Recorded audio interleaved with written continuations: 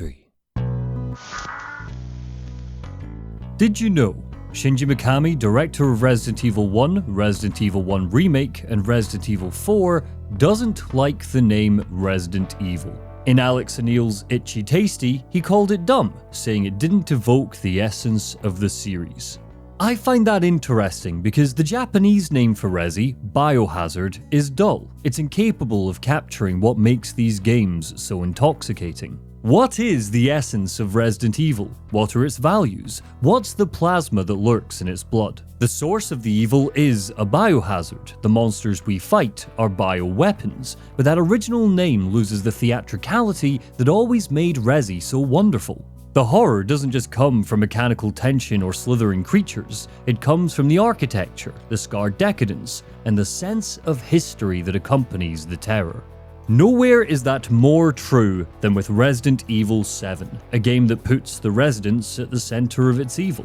Ironic then that its Western subtitle is Biohazard. What was originally pitched sounds like my worst nightmare for the franchise. According to Video Games Chronicle, producer Jun Takeuchi said, "We were being told online multiplayer this, downloadable content that, ongoing service games, microtransactions, make a Resident Evil game that ticks all those boxes. But we decided that Resident Evil's roots are in horror, so we made marketing's worst nightmare, a regular old single-player horror game." Resident Evil 7 is far from a regular old single-player horror game. To longtime fans, it was a triumphant savior to the franchise. Takeuchi's decision to swerve live service ideas and focus instead on horror roots gave the game an uncompromising identity. Co-op is 6 feet under, where it belongs. An overemphasis on mobs, hordes, and ambushes have been discarded. The focus here is on the hunt. Resource management matters again, and stress mechanics make a sinister return. It's terrifying because it feels hungry, hostile, masters tension, and understands the importance of dread. It bleeds inheritance, and blood, as they say, is thicker than water. Actually, the saying is the blood of the Covenant is thicker than the water of the womb? Is it? Where does it say that? Cite your source. No, seriously, does anybody have a source for this? Because I keep seeing it and I have no idea where it comes from. For the first 2/3 of the game, that thickness is unmistakable. The horror suffocates. The estate is a living wound that drips red. But as you leave the house, ascend from the swamp, that blood does become water. The oppressive tension evaporates. The final act shifts to running, gunning, hollow minds, and anticlimactic goodbyes. The dread drains out and the atmosphere thins. But how much of a problem is that? Do the ship, the mine, and the infamous choice tarnish Resident Evil 7's legacy? Or are they footnotes to a game that people claim saved Resident Evil?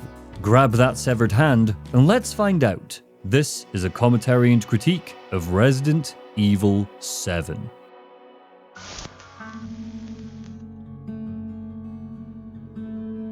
Why Louisiana? Resident Evil's found a home in a number of global locations: China, Africa, Spain. So what is it about Louisiana that speaks to this game?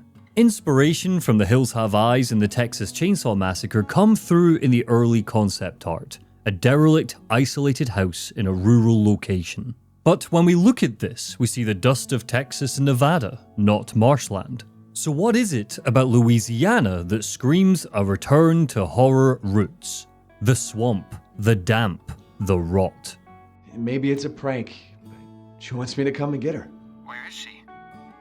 Dulvey, Louisiana. Ethan Winters is just a guy. He's wearing a white office shirt ready to be stained with mud and mold. He hasn't brought a gun, even though he suspects his wife is in danger.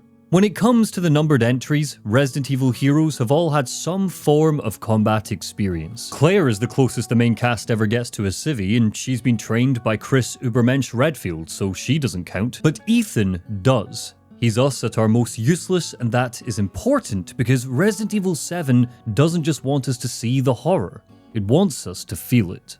The way it does that is through the disgusting. The filth, the damp, the curdled milk and congealed blood, the chipped crockery, swollen fridges, wet paper walls. The colour palette vomits up browns, off-colour greens, and pale, sickly yellows everywhere we go. Even the inside of Ethan's car is brown. The country trail that leads to the Baker estate seems diseased, partly because of the rotting animals, but mainly because of how colors are used. It paints even the cleanest of environments as grimy and thick. There's no music, so Ethan's footfalls and the rustling of trees are the focus. Something might be watching. There's no life in the path aside from crows and bugs, two creatures notorious for connoting death and disease. We are led to the disgusting psychologically. When the game forced Ethan to crawl under a mutilated animal, that was one thing, but the real impact comes from the kitchen of the guest house. It's dilapidated, tight, setting up a very particular first impression to be toyed with later when we see how grand the interior of the main estate is. A taped wardrobe tutorializes that we need to find an item to open it. Unfortunately, that meant when I entered the kitchen, I thought I needed to open every pot, fridge, and door. The grotesque punishes me for it. The game hides its gruesomeness in plain sight. A crow battered in the microwave. A fridge overflows with rot and mold. Ambiguous stew. A swamp littered with dead fish. Sticking our hand down a used toilet. Sticking our hand down a severed neck. Spiders crawl over cabinets we need to access, and if we get too close, they'll jump on Ethan for minor damage. That is only half of the problem though. What sticks out is how they hang on his wrists for a period after, and when we bat them off, they leave behind itching red hives. The game uses the disgusting as fake-outs. In the first act, we find a bait box with a lockpick inside. Great, I guess I should look out for these, they contain items. But then less than an hour later, we find another bait box and hope soars for something valuable just to open it and find writhing maggots and worms. Nothing precious, nothing dangerous, just a whole lot of disgusting. Smashing open a crate spills wriggling centipedes onto the rotting floor. No item. Hell, sometimes the bait boxes clash useful items with the disgusting. Herbs hidden among maggots. We wade through filthy water to progress. It burbles like there's something hiding underneath, but don't worry, it's just a decomposing body.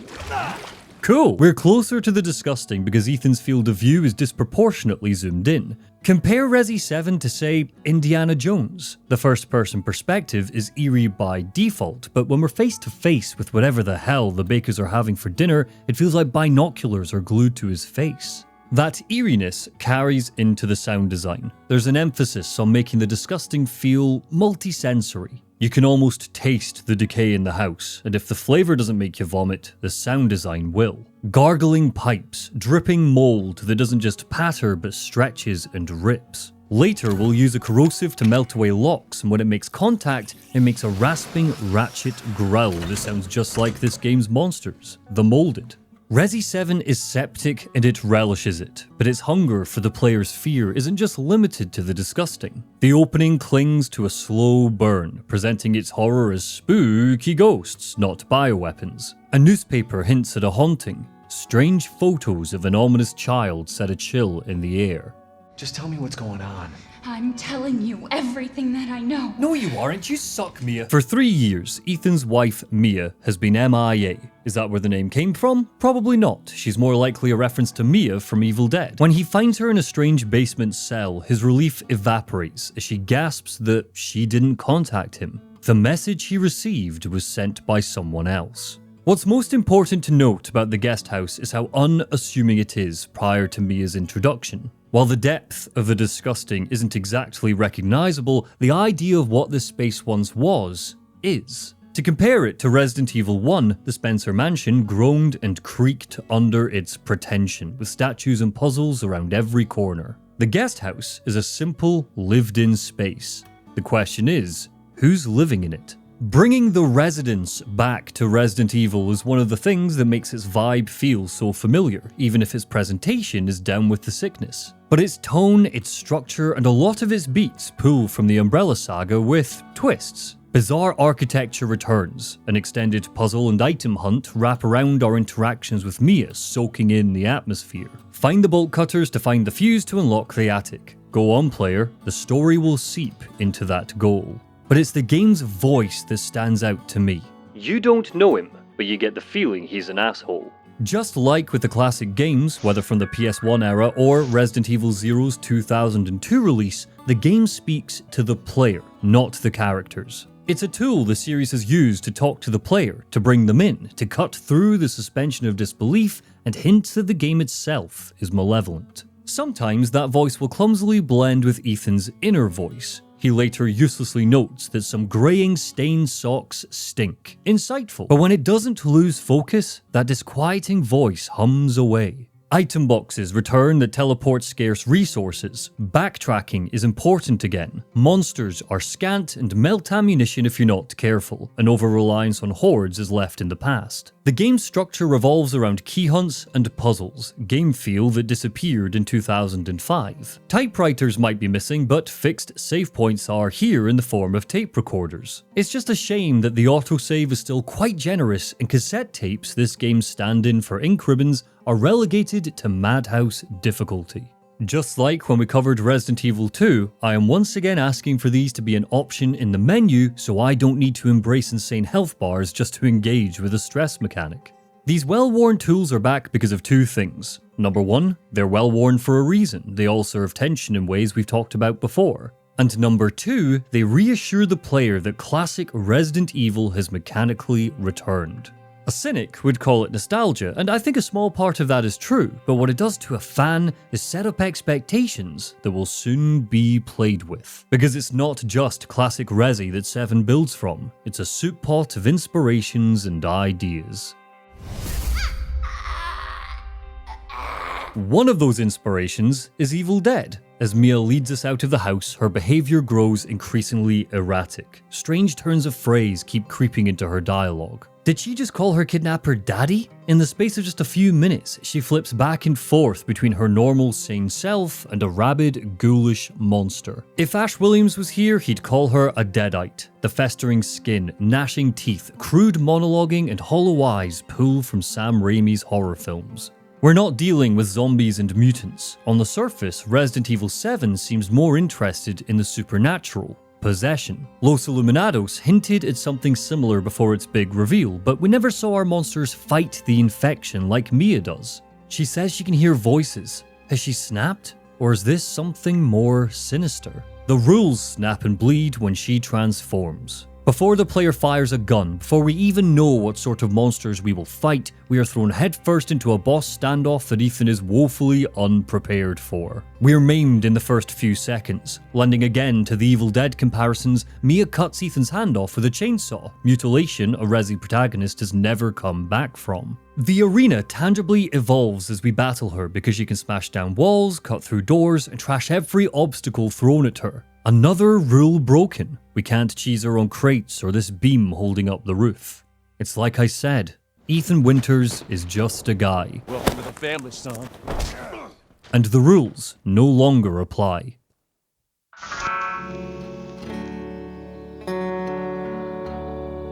Speaking to Forbes, the game director, Koshi Nakanishi, lay out the original design philosophy for the game. I was reminded of the narrative tools found in the original Resident Evil. There are cutscenes, but all of the notes and diary entries hidden within the mansion really help to build an ominous narrative in the background. This lines up with fear coming from a person's imagination. I thought it would be an effective means of helping create deeper immersion and impactful storytelling. For Resident Evil 7, we initially ditched the idea of direct storytelling and wanted the narrative to be pieced together in the player's mind through fragments of information and events. Clearly, that philosophy got peeled back the further into development they got, but notes, memos, diary entries, and little details still cut through and tease imagination. It simultaneously grounds the Baker estate in the present moment while letting it run wild with potential, history, and deep disquiet. "I'm sorry, Daddy, I won't be bad anymore," is scrawled over and over again on walls in the basement. Who wrote this? Mia? Or another victim? Was this an instruction Jack gave someone, or a sign of madness as someone gave in to infection? A family is crudely drawn next to it, a mother, father, son, and daughter. Off to the side, separated, is a small fifth person. It's foreshadowing for the game's final twist, but on my first journey through the Baker estate, I wondered fearfully what awful thing happened to the youngest Baker. That fear continues when we see Zoe Baker's face has been scratched out of photos. While there are notes and memos from the victims, we mainly hear from the family itself, helping to characterize the monad dimension. A list notes that 3 college girls were grabbed and experimented on. Kidnapping them was Lucas Baker's idea, likely letting his dick think for him. Not for the first time, Resident Evil wields sex as a way to flesh out its villains. Hey look, O'Brien finally wrote his book. Never doubted him for a second. Oh, a news article by Alyssa Ashcroft. I wonder if she'll ever become important. The Bakers are teased as cannibals through post-it notes we find on the fridge, thinking of ways to cook up their victims. A soup. A barbecue. That's as close to an explanation we get for their strange dinner. Shan, sleepyhead. It's time for supper. Who are all you people? Where's Mia? Ethan awakes to a bizarre scene, a table strewn with strange sweaty shapes on broken plates and dirty cutlery. Dead bugs, rats, maggots, intestines. He's hosted by Jack, Marguerite, and Lucas Baker. Someone has stapled his hand back on and it's fully healed. Suspicious. But not as suspicious as Lucas's reaction when Jack saws into his forearm. He seems mildly inconvenienced rather than upset. Despite the bickering, the Bakers are all united in their glee as they torture Ethan and try to force-feed him a strange meal. Who are they? And who's the old vegetative woman sat on our left? Granny Baker is one of Resident Evil 7's favourite tricks when it comes to tension. The house has eyes and they all belong to her, mainly because the game's big twist is that she's responsible for all of this. She's actually a bioweapon that once looked like a little girl called Evelyn. Something has gone wrong though, and she's aging rapidly. She appears haphazardly around the house as we explore, forever watching, occasionally humming, and never attacking. The fact she doesn't bring a tangible threat with her doesn't kill the fear on a first playthrough. This is partly because she only appears a handful of times, so exposure is limited, partly because we don't know she'll never attack, and partly because her presence isn't supposed to instill terror the same way Jack or Marguerite do. Not every scare tactic needs to give you a heart attack. There's an ebb and flow to good horror, and she's part of that flow. She brings queasiness and uncertainty. We're rewarded and punished for scrutinizing the environment. Creeping around on the second floor, we find a locked room that contains a broken shotgun. If we look through the window to see what's inside, we'll find Granny. And Granny looks back. It's the calmness that's most unsettling. Right at the start of the game, Jack Baker pads across the garden and disappears behind a tree without announcement. He's just there. That trick is repeated again with Mia in the guest house and Evelyn in the little girl's room. Finding an item, Ethan turns to see a pair of tiny feet. Evelyn doesn't move. She waits for us to approach and then skips out of view. Ugh. I know, you want to get out of here, but the little girl's room has another great example of tension. Ethan's flashlight dims when we enter, making the room feel tighter and more claustrophobic than it is. The way his torch is used generally is a problem. We have no control over when it's turned on or off, a strange choice for a game that's this dark, even in well-lit areas. It takes agency away from the player, and if I've said it before, I've said it 100 times. When agency lacks, so does tension. But in the little girl's room, the way the torch is used forces us to give over to the game's incredible sound design.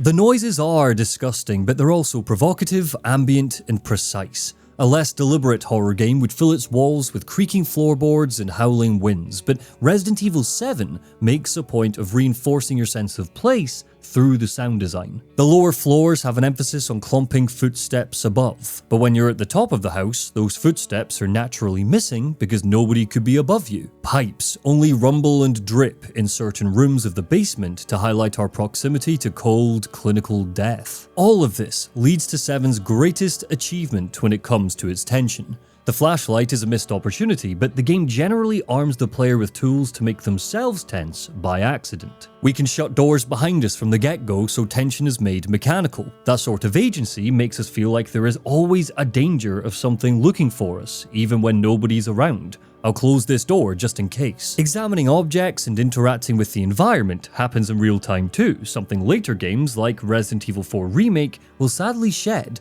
but much to the detriment of the horror. It ups the intensity, especially during sequences where Jack or Marguerite are on the hunt and we need to frantically piece together puzzles or use keys before they catch us. We are never told when we've used up a key. In the old days, we'd be prompted to discard it once it stops being useful, but here, the keys just sit in our inventory indefinitely. It's not as user-friendly as the old ways, but it does lend to paranoia. Can I use that key again? Have I missed something? Should I put it in storage? Or keep clogging up an inventory slot, just in case?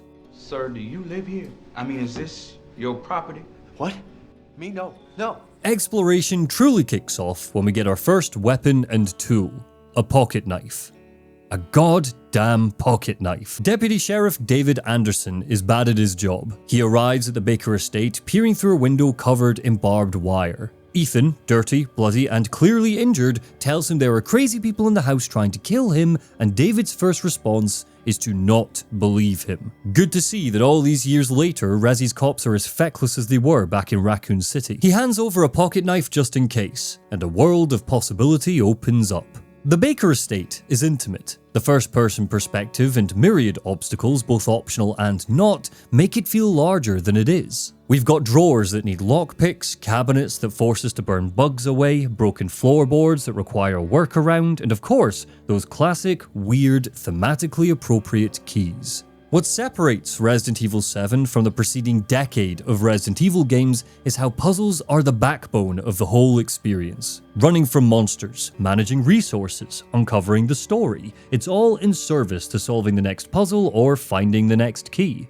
The rush of finding a clue or an important item stops the intensity of the Baker estate from becoming too much, too overwhelming. Bite-sized catharsis is important, and in a game where boss fights are rarely the end of the horror because Resident Evil monsters always come back, unlocking more parts of the house helps us find meaning in a game that tricks us into thinking our actions are meaningless. Solutions bring the catharsis, but variety keeps things interesting. Item hunts, shadow plays, riddles, treasure maps, puzzles that double up as giving us tools that are generally useful like the burner, a full-blown escape room, they keep you on your toes so nothing ever gets stale. Down in the morgue, we find a frigid note that reads, "Lucas, I caught the guy who keeps trying to escape. I've locked him up in the leftmost incinerator so he can't get away again. Take him out when he's ready. You know how to open the door, don't you? Just remember, 3 A's and a handprint. Do what you want with his girl." That leads to finding the bay with Tamara on the label, 3 A's. It's empty. Where's Tamara? What did Lucas do with her? While success leads to progression, it also throws Ethan headfirst into danger because one of the Baker's victims have transformed into a monster. Jack's memo is a bit on the nose, but Lucas is characterized as a single-minded creep so effectively that you can believe his father would talk to him like he's 5. And besides, at least it doesn't over-rely on green text, am I right, Resident Evil 2 Remake? They're not all winners. A secret passage in Jack's bedroom is unlocked by turning a clock so it matches the time on every other clock in the house, 10:15.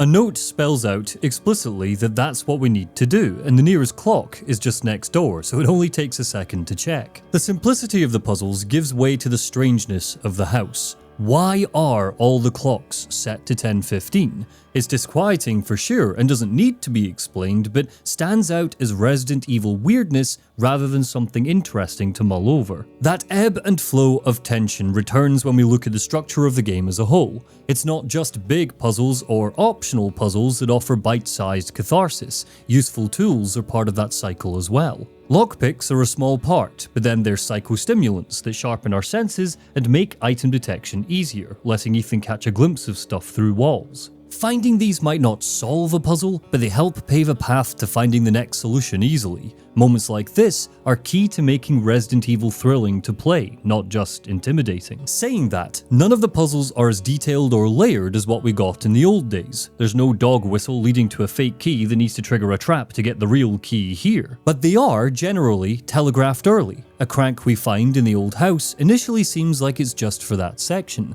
but then it returns later in Lucas's zone. A clock in the sitting room needs a pendulum, but we won't find that pendulum for a while. That means we pay closer attention to that room by necessity, psychologically tapping into the house, thinking about it, and further soaking into the horror. Parts of the estate are given meaning, and if it's given meaning, it's more immersive. Sometimes we get optional alternative solutions. An alcove in the main hall contains a shotgun. If we grab it, we get trapped as a wee reference to Resident Evil 1 and can either find a broken shotgun to swap it out, or usurp the whole back and forth by finding a secret repair kit later. At the start of the game, we're supposed to find a VHS tape that, when watched, shows a secret passage. The beautiful thing here is you don't need to watch the tape, you can find the passage without that clue. Unfortunately though, you're not always rewarded for jumping ahead, and there are occasions where exploring shows the game's strings, even on a first playthrough. Someone, likely Zoe Baker, has hidden photographs around the estate. If we find one of these photos, we can track the location for precious resources or secrets. Frustratingly, those goodies don't spawn until you find the photo. Here I am, at a fireplace before I find the treasure map.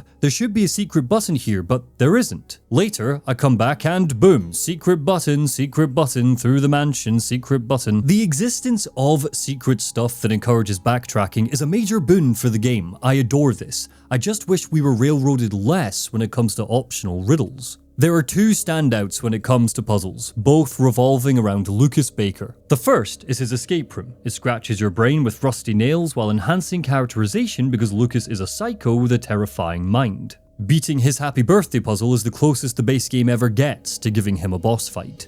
The second is saved for the DLC episode, Daughters.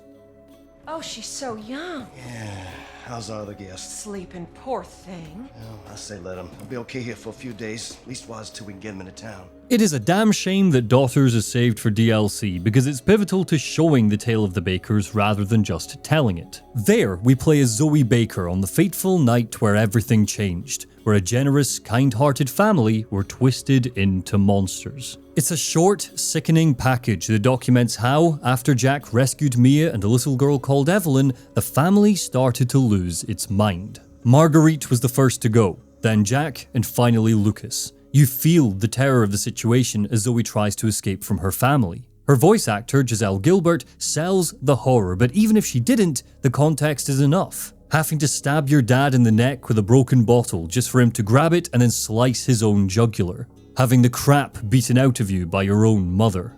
We learn here that Lucas was always a little shit. He mocks his mother's cooking during mealtime. He creeps on Zoe while she's doing yoga. That information is hidden behind a layered, tricky puzzle that forces us to memorize the PIN number on Lucas's phone, something that's only on screen for a few seconds, hunt for key items while Jack hungrily prowls the halls, and break into the attic. All of this then leads to finding the secret location of a dog head relief, a detour that forces Zoe to contend with Jack a second time. Seeing the dog head here is strange. They're the important keys in the base game, the solution to a bizarre lock in the front entrance of the house. Resident Evil tradition led me to believe that, just like with Oswald Spencer, James Marcus, the Ashfords, Roman Salazar, and every other quirky, erratic bad guy in the series, weird keys, puzzles, and traps characterized the strangeness of our villains. The Baker estate is locked with 3 dog heads because the Bakers are fucking insane. But then, here's that door, crazy and silly and existing before the Bakers lost their collective mind. Daughters only really shows them as a loving family for a couple of minutes. After the opening, the environmental design is trusted to clue us in. Jack and Marguerite's anniversary, regular notes about how the house has been battered by Louisiana storms. That informs the present-day look and feel of the estate. The mold is only half the problem. The house is decrepit because the elements have always tried to kill it. This isn't the Spencer mansion. The Baker estate is more grotty. Walkways are at risk of sinking into the swamp at any minute. Secret passages aren't the size of a person, they're tiny crawl spaces that lead into dank tunnels. In Resident Evil 1, the house was indifferent. In 7, it is actively trying to kill us. We'll eventually learn that the mold that devours rooms has infected Ethan. Fungal spores coat his cells. The environmental design serves 2 purposes, establishing a mystery and grossing us out. What happened to the Bakers? Why are they like this? And what is that god-awful smell? Everything is a clue, from a stuffed bear that leaks black mold when examined, to drawers overflowing with shoes, to the melted faces of baby dolls. The atmosphere is so thick that even though concrete explanations for this weird stuff isn't here, we can find answers and implications. The bare leaking mold is likely a hallucination, a stated symptom of mold infection, and an early hint that Ethan is sick. The shoes are what's left of the people who were kidnapped. The melted dolls could be a sign of Evelyn's childish jealousy or Marguerite's bugs, gnawing absently at totems she's put up as part of her hysterical obsession with being a mother. Tattered piles of toys, balls, and board games, much too childish to be for Zoe or Lucas, were probably stolen from those victims as well, hoarded to be later given to Evelyn. American iconography litters the home. Football helmets, a statue from the Civil War, flags and paraphernalia, and look at this!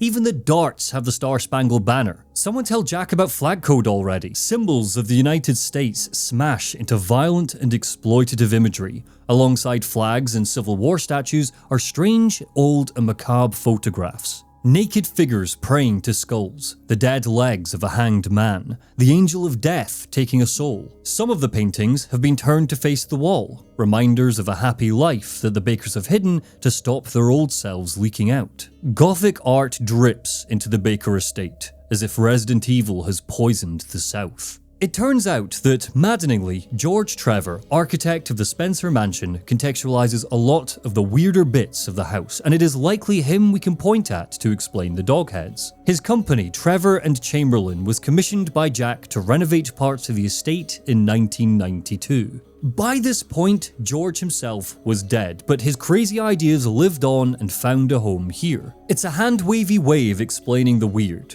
but the disgusting is neatly contextualized by the Baker's new bloodthirsty nature. There are 3 important keys that Ethan needs to find, one in the shape of a scorpion, one in the shape of a crow, and one in the shape of a snake. Resi 7 takes the franchise history of making its keys thematic and turns it gnarly. This isn't a key in the shape of a scorpion, it's a key with a dead scorpion attached. This isn't a key in the shape of a crow, it's a key with a crow's decapitated head nailed to it. This isn't a key in the shape of a snake, it's a dead snake twisted around the metal. Because the first-person perspective brings us closer to the detail, you're encouraged to think about what it would be like to hold one of those keys in your hand.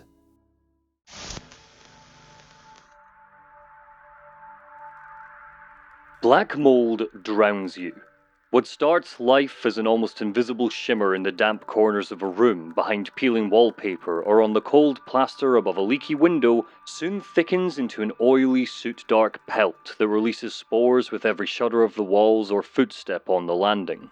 Once inhaled, these spores drift past nose hairs and root themselves deep in the alveoli, weaving a slick mesh over fragile air sacs, peeling your membranes until they start to bleed. Each breath draws more poison into the bloodstream, where it rides the arteries to liver, kidneys, and brain, prizing capillaries apart so organs ooze and swell. The immune system, panicked and elate, floods the lungs with milky mucus that congeals into a suffocating paste, forcing the victim to gasp through a broth of their own decaying tissue. Skin mottles mold green, vessels burst like rotten pipes, and at last death arrives as a damp, rattling sigh. It's the sound of a body drowning from the inside out. As you die, the house continues to sweat, submerging anyone who stays too long. Seeing as the Baker estate has been carefully constructed to devour the player, it's only fitting that the monsters inside are gloopy, seeping, and pool from mold infection. Some of these creatures have lost all humanity. Others have retained rotten skin suits. Jack Baker is the man of the house, and determined to be the only man of the house. In a DLC episode, we can hear him arguing with his wife, upset that she's trying to add Clancy Jarvis to their expanding family. That means his vendetta against Ethan is eerily personal. In his adult state, we catch him muttering that he was supposed to be Evelyn's only father figure and feels threatened because Ethan has been summoned to the house. He worries we're here to replace him. Ironic then that his cells have evolved so much that he's become a walking ship of Theseus. Is any of what was once Jack Baker still here, physically? The mold that infects the Bakers lets them heal quickly, but that is especially true of Jack. Wrapping up the game and the DLC, he dies 7 times, and he sees death as a game. Hey, put that door back! Put that door back up! Wait!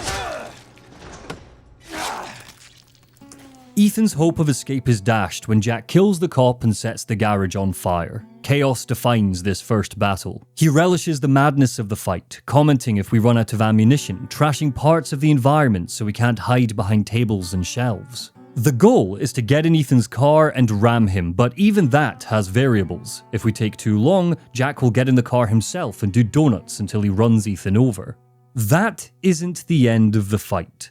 We can try to evade him and run out the clock until the car bursts into flames. If Ethan is too slow starting the car or does it too close to where Jack is standing, he'll pull us out of the damn thing and take over. The most typical conclusion to the fight is when Jack leaps on top, rips off the roof, and grabs the wheel. He slams us into some girders, supposedly killing himself before blowing up the car, emerging from the flames, burning to death, and then coming back again just to shoot himself in the head. All to prove that he can't die. He slashes his own jugular with a bottle in the Daughters episode, gets sawed in half with a chainsaw, blown to hell in a mutated form, and is ultimately punched to death by his brother. More on that later. As villains, the Bakers are collectively given more screen time than any other Resident Evil baddie in the series' history. Jack's indestructible nature helps us build a relationship with him without making us feel empowered by wiping him out too soon. When Ethan pushes into the main house, he returns without announcement, hunting for us as we carve a path forward. This is his domain, an environment he knows intimately, and his destructive control of the house makes him feel like a manifestation of it. We cannot kill pursuer enemies. That's classic of Resident Evil, but at least Mr. X and Nemesis could be temporarily downed to buy seconds of breathing room. No matter what difficulty you're playing on, no matter what weapons you're armed with, Jack Baker's relentless hunt never ceases. As a pursuer, he is a slave to the game's scripting. He has less freedom than, say, Mr. X, but more freedom than remake Nemesis. He's given zones to patrol, listening out for hurried footsteps or the clanging of doors, but there are some areas he won't follow us into and eventually despawns after we solve a puzzle. On a macro scale, he's not as intense as Mr. X was, but actually encountering him cranks up the chaos and the fear. Because hiding the scripting is one of 7's greatest achievements. Take Ethan's first real taste of terror, the moment Mia cuts his hand off. What feels like a frantic scuffle is, in truth, a rehearsal the game has run 1,000 times before. As we scurry away from her, the player can, if they choose, stop to pick up Ethan's severed hand. Just because that's something we can mechanically engage with, and it's treated seriously as an item that sits in our inventory, it feels important, adding to the panic, and overcoming the fact that the fight is interrupted with heavy, cleverly obscured scripting. That same sleight of hand powers Jack's more playful cruelties. The variables in the garage boss fight are just one part. He smashes the dinner table if we try to put it between us. He bursts through walls, forcing a common scripted moment where we need to lure him back and circle around. However, he will only burst through that wall if he's close to it. The teleporting relies on him being out of sight for more than 10 seconds, so you can potentially skip this. On Madhouse, he may go further, lopping off Ethan's foot with a spade before sloshing a bottle of first aid med on the floor, beckoning us to crawl for it. The scene is gruesome and hilarious in hindsight because it wears the mask of improvisation. We assume that Jack chose to maim us as punishment for dithering, yet the animation only fires if our health is critical when the grab lands. The game manufactures an anecdote we can brag about to friends. He chopped my foot off, while keeping the underlying conditions firmly on rails. Marguerite's greenhouse ambush follows the same philosophy. She crashes through the window and grabs Ethan, a scripted, unavoidable moment. But there are no flashing weak points or QuickTime events. Nothing on screen tells us we need to escape using previously established mechanics like aiming and shooting. The designers rely on the player's instinct to defend themselves and, by removing a button prompt, preserve the illusion that this is an organic moment that we had to wiggle out of ourselves. Perhaps the game's boldest piece of theatre is the 21 DLC, a small side story that forces us to play a version of Blackjack ripped out of Saw. In the final round, Lucas Baker cheats and plays the Desperation trump card. It ups the bet to 100, meaning that whatever happens next is the end of the game. It also gives him a perfect 21 and stops us from playing cards. The only way out of this is by using our own trump card, Love Your Enemy. This forces Lucas to play and go bust. It's scripted. There is no other way to beat Lucas because he will always play Desperation, but because that scripting relies on us engaging with the mechanical intricacies of the game, it's more effective. You need to hold on to the love your enemy card that you get earlier. You can't waste it. It's cheap, but it's effective. By the time the credits roll, we realize dimly that every scare was choreographed, but not every victory was pre-approved. And because the game injects variables into its scripting, like Mia buzzing through a door with a chainsaw if we close it, or Jack cackling if we run out of ammunition, the illusion holds just long enough to get us over the finish line. And that cackle sums up in one ratcheting sound what I love most about the Bakers. In isolation, the family's glee is goofy and cheesy, but combined with this, and all of the grotesque imagery that surrounds them, it gets boxed up into dangerous, contextualized horror.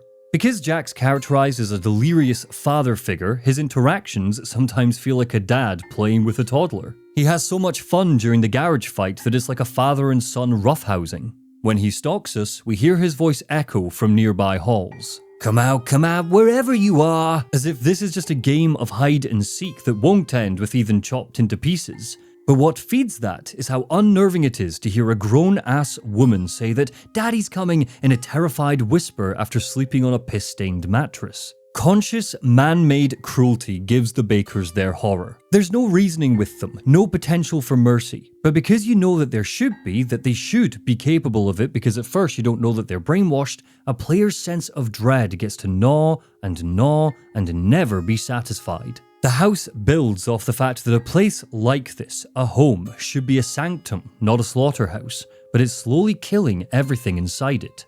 The Bakers build off the familial angle. Under Evelyn, the family unit they once were is no longer relevant. She's inserted herself into the Baker line and transformed it into a collective. Not bound by genetics or love, but the blood of the covenant. As the old saying apparently goes, it's thicker than the water of the womb, sticky glue that's impossible to tear apart. Take away the pulp, the bugs, and the gratuitous violence, and you're left with a stereotypical family dynamic that is turned toxic. A father who beats his son. A mother who's lost her personal identity, drowning in being a mother. A son who's turned into every parent's worst nightmare, a child that's impossible to like. Down at the bottom of the ladder is Zoe, a neglected daughter, the black sheep. Imagine your mother telling you you're pathetic, that she wishes you'd never been born, and that she's going to slice off your chest and serve it up as a pot roast. That is, textually, something that Marguerite Baker tells her only daughter. She rasps, "Get back to your room right now," as if we're a poorly behaved kid, but this lends to her role as the family's mother. Out of all the Bakers, it seems she's most obsessed with the expansion, finding more and more children to add to the brood. Kidnapping tourists and homeless people takes time, and while she's waited for their next victim, she's birthed spiders, centipedes, wasps, and unnamed creepy crawlies. Those insects, just like the mold in the main house, have taken over the old house, a part of the Baker estate that was badly damaged by a hurricane and left to rot. Marguerite's bugs have set up nests that act as trap, hazard, and obstacle. The children are very protective of their mother, and they make Marguerite feel like she's part of her domain. Setting the game in Louisiana doesn't just lend naturally to swamps and storms and wetness, it also lends to what the world hears. Southern accents are so warm and friendly that they almost become artificial, especially in a horror setting. Posh English accents have the same issue. They're too polite, as if they're hiding something behind a slithering smile. Some might think the book is quite salacious. You've got quite a lot of sex and innuendo there. But you start very early on by talking about an affair of Prince Philip. Taking a sound that ought to be quite soothing and dialing up scratchy vocal performances and wild swearing leans into the Evil Dead of it all.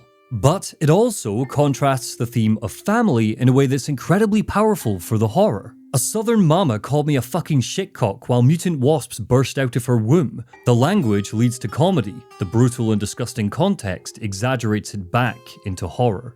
That sick sense of humor also translates to practically every encounter with Lucas, but if we stick with the 21 DLC, we see it best. At first, our opponent in Blackjack isn't Lucas, it's some poor guy called Hoffman. At the end of round 2, he's electrocuted and apparently dies, just for Lucas to puppet his body to finish the game. After we win the day though, Hoffman wakes up. It turns out that he didn't die, he was just shocked unconscious. Hooray! He wakes up just in time for a saw blade to cut him in half.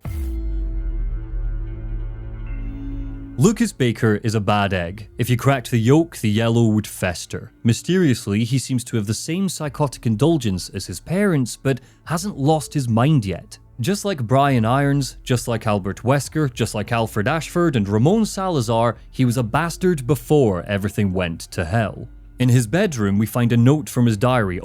Journal. I lied to Oliver. I told him to come over for my birthday party and then shut him in the attic from outside by remote control. He kept crying, "Let me out, Lucas." As a child, Lucas killed a kid that teased him. He locked Oliver in the attic, and he died there of thirst and starvation. Whether or not the rest of the Bakers know about this is up in the air. Lucas has always been clever, inventive, and resourceful, so he likely got rid of the body. That reading is important to the overall feeling of Resident Evil. Jack and Marguerite play into Southern stereotypes even when we learn they were initially kind-hearted. They are simultaneously Southern raw hillbillies and homely traditional tragic patriots. Lucas subverts both extreme portrayals of the South because he's a very human monster. By the time the game kicks off, a strange organization, The Connections, has been sending Lucas chemicals that free him from Evelyn's influence. Without that chemical, mold infection results in a slow, agonizing ego death. Fungal spores have grown on his parents' brains. Lucas has been monitoring this and reporting back to The Connections. Jack and Marguerite barely remember who they are anymore. They're completely under Evelyn's control. But that doesn't mean they become different people. Marguerite's emphasis on cooking gross stuff and getting upset when people don't like it likely relates to how Lucas would criticize her cooking back when they were healthy. Why are the Bakers still terrifying psychologically once it's revealed that they were nice folks who got brainwashed? Half of the answer goes back to the fact that they represent a tangible threat in gameplay, stalking the halls, sending weird bugs after us, but the other half, I think, lies in Thomas Ligotti's book, The Conspiracy Against the Human Race. In it, he writes about the invasion of the Body Snatchers, but I think the point applies to Resident Evil 7. Quote, "No one wants to be other than they are, or think they are. That is a fate worse than death, the transformation in which you stop being you. Better to die than live in an assimilated condition, even one that is permanently collected and reassuring rather than vulnerable to the startling and dreadful. Our sense of the uncanny is just too ingrained in us as beings not to be what we think we are." The Bakers and the Mold exist in harmony with one another. Even violence is slapped away as something that they don't worry about. Lucas bears no ill will to his father because he cuts his arm off, it's just part of the mold. Temporary.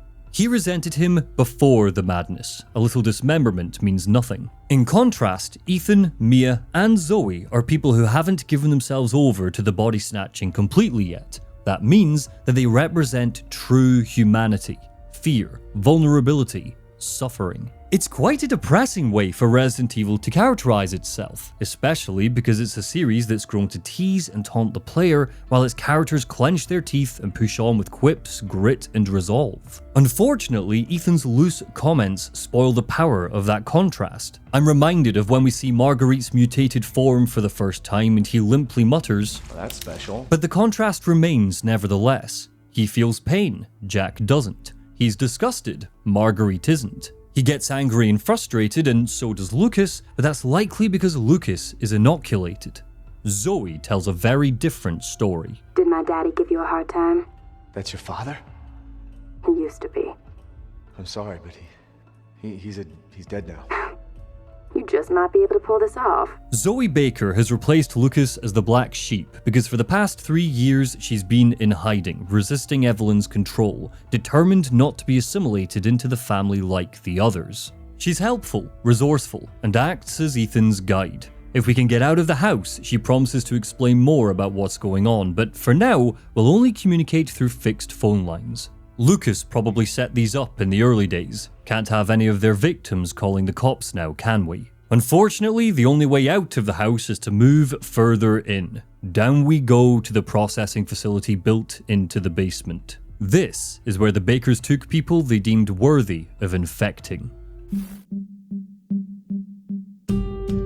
The Baker family business is transformation. For longtime fans, The Molded might just remind you of another game that Koshi Nakanishi directed. A goopy humanoid structure, thin, sharp teeth, stumbling, exaggerated swings, and a wet, rasping rattle. They're reminiscent of Resident Evil Revelations' Ooze, with a handful of variations that players can point to and find parallels. For example, the Tricorn Ooze reflects the blade molded, with a humongous club arm that does massive damage if you're caught in its swing. Texture separates them. Whether by accident or on purpose, the mold is crusty up close, more like a shell than a liquid. While we hear the splashes of black, or watch as it spreads like a gel, there's a sense that if Ethan punched a molded in the face, it would hurt because it's hardened. They were once people, but are now transformed corpses. This isn't like the T-virus that takes a person over while they're alive. The scientific name given is mutamycete, a black fungal mucus that Evelyn vomits up. The implication is that you have to be a corpse before the mold turns you into one of these rampaging monsters. Ethan finds bathtubs in the house full of black fungal remains, chambers where corpses soaked into the mold. If you're alive, and Evelyn wills it, you probably turn out like the Bakers, superpowered, brainwashed monsters. There's clearly a hierarchy here, and the molded are at the bottom of the totem pole. Gloriously, we get to see a snippet of what that transformation looks like. Lucas Baker eventually gifts Ethan a severed head that once belonged to David Anderson, and the toothy face of a molded seems to be growing from David's brain. That's where the fungus takes hold, and as it grows, it transforms the cells around it. Under all of that muck and hardened goo are the corpses of the damned. They offer tension through visual design. Resi 7 is a game with an aesthetic of rot. Black mold coats the walls of the house, even when the bioweapons aren't present. It gradually spreads as the adventure goes on, starting in the basement and leaking into the main house as Evelyn loses control. Safe spaces, like the main hall or the garden, are no longer safe, meaning backtracking is given an air of danger as the house slowly evolves to become more decrepit. The fact the mold grows is mainly here so the molded have points of entry where they can attack. They step out of patches of black, jumping Ethan in a way that feels earned and organic because it's telegraphed so blatantly. This patch of mold is safe, this patch of mold is dangerous. There's no way for you to tell the difference, so you treat both as threatening. But the regular molded look like rainbows and unicorns compared to their two most dangerous variants.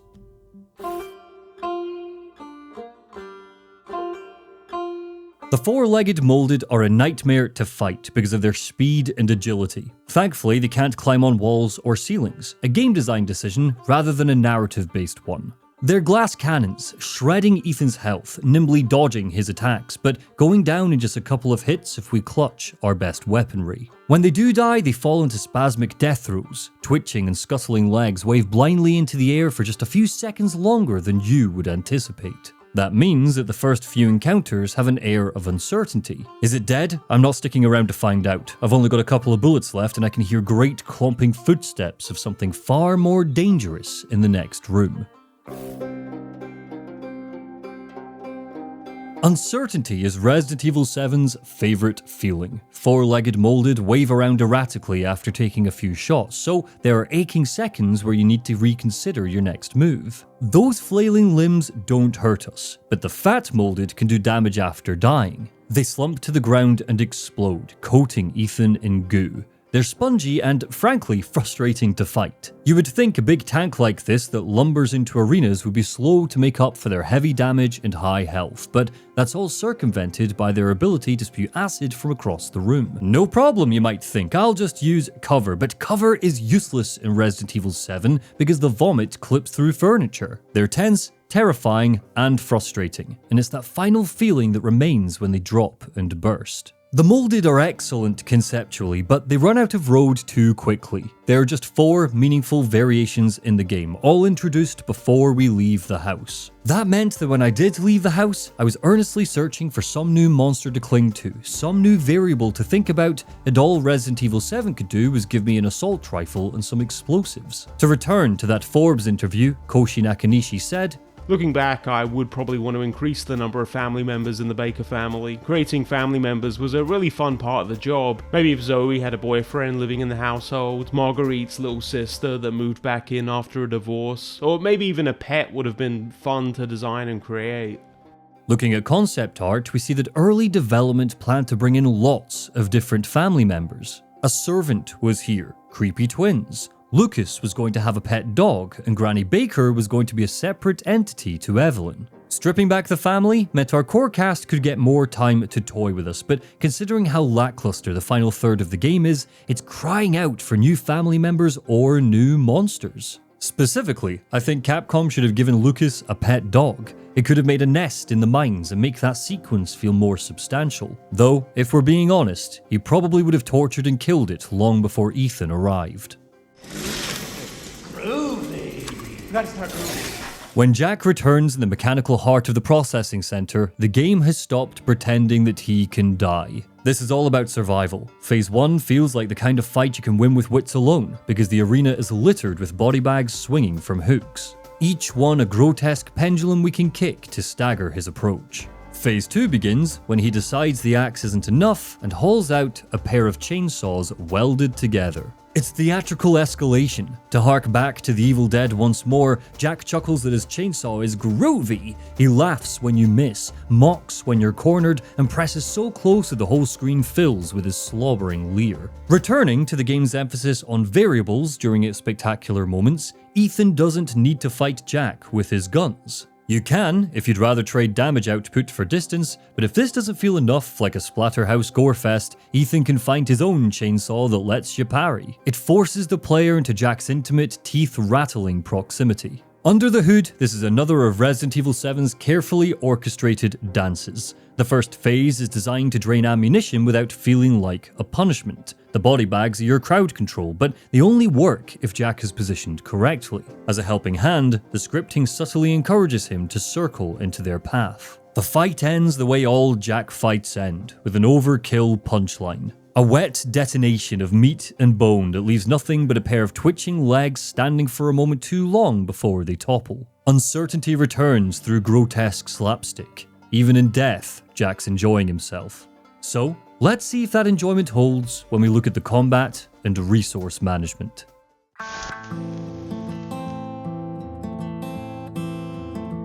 A cozy trailer in the front garden welcomes Ethan. Sad fairy lights, a VCR to replay the tapes we've collected. Bird cages let us unlock upgrades like a magnum or steroids.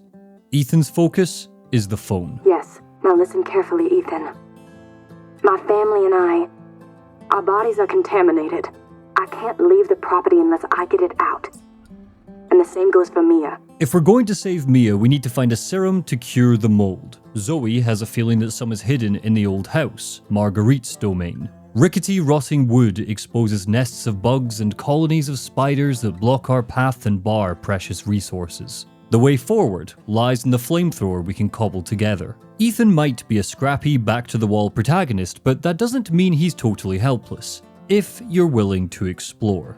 A handgun is a handgun is a handgun, but then there's the pump-action shotgun, the double-barrel shotgun, the magnum, grenade launcher, burner, assault rifle, and the M19 pistol. That's 8 weapons all in, and 7 of them are found off the beaten path. Ethan scoffs at the pocket knife, but you can, if you hate yourself, beat Resident Evil 7 just using it. Shout out to Stars Redfield, that knife-only run is one of the most harrowing things I've ever seen. The handgun is the only firearm that's forced into Ethan's hands. If you miss it at the start of the garage fight with Jack, he'll just pick it up before you leave. But the shotgun, grenade launcher, and assault rifle are hidden behind puzzles and keys. The burner is split into 2 parts that you need to hunt for. The magnum demands you find 9 antique coins. The game demands that you explore. If you don't, you're punished. Sure, you can hack away at bug nests in the old house, but hornets and wasps will feast on Ethan if he's not armed with the burner. Nothing is gifted and everything is earned. All of these weapons have an achingly slow fire rate that contributes to tension, but really, it's the reload rate that's agonizing. After a slew of submachine guns, turrets, and assault rifles, Resident Evil 7 takes us back to that all-important interval between shots. Yes, I know Mia gets an assault rifle later, we'll get to that. That slow fire and reload rate is especially important because every variation of the molded, except for the scuttling four-legged types, are so spongy. Headshots work well, but they have such erratic movements and the crosshair blasts open that you need to keep your nerve as they lunge forward if you're going to survive. Those headshots make the molded mad. They reel back for a sec, forcing you to aim a second time, and if you can't capitalize on your attack, they'll charge forward. We're encouraged to blast the limbs off them, something that is useful, but the hard shell of crystallized mold isn't that easy to break through from a distance. And if you're going to swallow the fear and get close to the molded, you might as well blow their head off with a beautiful, reliable shotgun. Ethan does grow in strength, but for the majority of the game, he doesn't feel overpowered, even when he's waving a chainsaw around. With every step, he and the player overcome the horror. It's just a small part of what people mean when they say Resident Evil 7 returns to the series' roots. Ethan! No more bullshit, Mia. I want some answers. I know, you're right, and I always wanted to tell you, but I can only remember a little and the rest is just gone. While Ethan contends with Marguerite, Mia runs into Lucas. It's clear that once she knew explicitly what happened to the Bakers, but now she's a panicked, shambling mess with amnesia. Lucas grabs her, steals her away, and Ethan's battle against Marguerite continues. If you're watching this video rather than listening to it, no pressure to watch these by the way, I get it, spooky horror critiques are a great way to fall asleep, you might have noticed how a third of my screen is constantly covered in annoying red stains. If you've played the game, you might wonder why I haven't just gone into the menu and turned them off. I have. I found the option and toggled it from normal to less. You'll see that there's hardly any change and no ability to get rid of these altogether. The issue with this isn't that it's an annoying visual to show Ethan's hurt, something we can already see by checking his watch, but the fact that the only way to get rid of it is by bumping Ethan's health back to 100%. There are a lot of moments where you get jumped for scripted and minor damage. Nothing that causes problems health-wise, but it always stains the screen with red unless you use up a healing item. The stain is always in the same place, there is no variation, so you'll see in this footage that I have an eternal red stain at the top left that I just can't get rid of. It obscures vision, something that is very important in the Baker estate because there are details, traps, and secret nukes for the mold to jump out of. Blocking reduces damage, no matter what weapon you're holding, so if you get grabbed, there's a last-ditch mechanic you can engage with. The block is overpowered, but a godsend in a game where every monster is faster than you are. Even with a sprint and a quick turn, Ethan never feels like he travels far at all, and if you don't put obstacles between you and a pursuer, they will catch up quick. Especially when it comes to healing, there are delicious, palpable seconds where a laborious animation plays. Ethan pours a delicious health drink on his wrists. In the moment with a monster attacking, that overflows with tension because it's so slow. That means the player is conditioned to run away as we heal, and wanting to run away rather than needing to run away is the perfect headspace for a horror game like this. You can't just chuck some Calpol and get back to shooting. When you do run, your best bet is to slam a door shut behind you. More than a grenade launcher, more than the shotgun, this is the most effective tool at your disposal. Molded will clatter against the wood, but never break through. That is, frankly, unnecessary. Hell, zombies could break down doors back in 2002. The molded will also melt away if we cross a certain threshold, absorbed back into the house because parts of the estate have been programmed with no-go areas. I understand limiting them to, say, a whole floor, but having them stuck in one room, melting away at a doorway, kills the immersion. Moments like these are rare, but the basement has a lot of invisible walls that the mold can't cross, and it makes the feeling of some combat awkward rather than terrifying. You could possibly wave this behavior away with lore. Perhaps the mold can only exist close to the fungal roots that they spawn from, but when it comes to intricate details, the mutamycete struggles. Well, did he find a serum? I just got done dealing with your mom and her fucking bugs. Wish you could have warned me. Sorry about that. At the back of the old house is a strange altar, arranged by Marguerite. In the center of that altar is a high-tech briefcase that has what looks like the corpse of a child. a fetal form that Resident Evil Village will eventually explain is just the shape of the mice eat. Or is it? Data miners, friend of lore hunters and enemy of game designers, have found this hidden text in Resident Evil 7. In early 1999, Dr. Olivia's team infected a human embryo, creating 4 prototypes. These were named Dana, Dahlia, Darlene, and Dorothy. The D-series was able to control the thoughts of others by making them ingest a mold-like secretion. We get a list of baby girls and notes explaining what happened to them. Some died of natural causes. One was disposed of due to poor performance. Another killed herself and 2 of her sisters. The D-series was noted as a failure, so the researchers pivoted to the E-series. Evelyn. What exactly that research looked like would later be explained in Resident Evil Village, but what this hidden text tells us is that the D-series are failed test subjects. Babies. Resident Evil 7's bioweapon is the most grotesque in the series, with a dark history that somehow overtakes Umbrella's experiments on pregnant homeless women. Pieces of them can be used to make a serum. Marguerite has the piece we need. We better stock up for her boss. Resource management dictates the pace of combat again, with a purposefully stingy and stressful economy. Chem fluid is gold dust because of the emphasis the game puts on crafting. A green herb by itself will barely heal you, but mix it up with chem fluid and we get delicious health drinks. By the time I was working through Lucas's zone, I was drowning in green herbs and desperate to find some chem fluid, but it always sat out of arm's reach. Every empty crate brought stress, especially as the mold grow in number. Gunpowder, stimulants, herbs and more all rely on chem fluid. Regular and strong types set up this system of deep consideration. Do I want to use strong fluid for alternate enhanced handgun ammo or grenade launcher rounds? What's around the next corner? What am I going to need? Separating agent can be found to break down some items to usable components. For example, if you desperately need a healing item, have a bunch of herbs but no chem fluids, you can sacrifice bullets to whisk up a health drink. It lets the player have a safety net for mistakes, but you still need to explore to find the separating agent, so none of this is gifted to you. Scrape and claw to find an advantage. The health drinks are magical. The description tells us that they promote cell regeneration, which isn't quite enough to contextualize them in the world, not the same way herbs loosely were back in Resident Evil 1. The reveal that Ethan's been infected with mold this whole time explains away their fantastical impact, like gluing a foot back on. But that reveal isn't treated as a big twist until Resident Evil 8, to the point some fans just didn't believe it. Me, I am those fans. I love that Ethan's time in the Baker estate repeatedly involves him just jamming random shit into his body. Chemical fluid and random herbs are just one part. There are also stabilizers and steroids that bump up his max health, defense, and reload speed. It makes the stakes feel desperate. There are no shiny upgrades. Everything is dusty, rusty, broken, and dirty. Somehow, we make it work. Interestingly, Ethan can't melee without the pocket knife. Just like with other modern Resi games, crates appear with healing items and ammo, something incredibly necessary and very useful.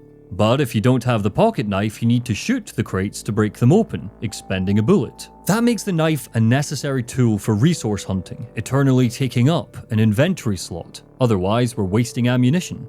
That's important because, especially right now on the way to Marguerite, Ethan's backpack is small. Precious weapons like the grenade launcher or shotgun take up 2 slots apiece. Items that would once be locked into the files section, like treasure photos, take up another. The knife is a 6th slot, a key item's a 7th, and if you're lugging around shells, gunpowder and herbs, hoping desperately that chem fluid shows up, you're going to run out of room quickly. Thankfully, the game helps us out in a couple of ways. The first is by stacking items. Herbs, health drinks, lockpicks. The second is with rucksack upgrades. But in the first half of the game, you're going to rely heavily on storage boxes. Our long-lost friends, scrapped for the bioterrorism saga, have been ported over from the Umbrella saga. They sit snugly in our safe room, a military cargo box like we'd see in a prepper's bunker. Whether they're here to relate to Jack Baker's past as a Marine, or simply because they're a cost-effective solution for supplies when a hurricane hits, doesn't matter. The impact is the same. The save room brings mechanical relief from the tension of exploring. Jack's military history also might explain all the ammo and guns littered around the estate, although we are in the Deep South, guns are the least weird thing here. And speaking of weird, Marguerite's final form is incredible monster design. Elongated limbs, a stretched torso to make space for an exposed hive of a womb. She clambers onto the walls of her greenhouse and plugs into them, birthing a bug nest that chases Ethan. Her arena has plenty of resources, not as a gift, but because they're necessary. She's a tank, and the cramped halls and broken floorboards are full of hazards like spiders bedded into cupboards. The fact the greenhouse is ruined lends to her presence. She'll crawl into walls and creep through broken floors, bursting out of the dark and lunging at Ethan. It's a tight, tense, traditional boss fight, emphasizing her mutated form and her official evolution from chainsaw parrying and car ramming to the Biohazard. When she dies, it's pitiable. A mother brainwashed into taking her role to the extreme. 2 down, 1 to go.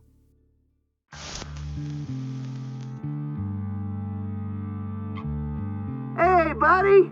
I thought you should know. I decided that Zoe needed a timeout. She and Mia are here with me. And they're keeping each other company. Lucas has Zoe, Mia, and the D-series piece that we need. Jack is a puddle on the floor. Marguerite is shattered into dead wood. The sun stands between us and salvation.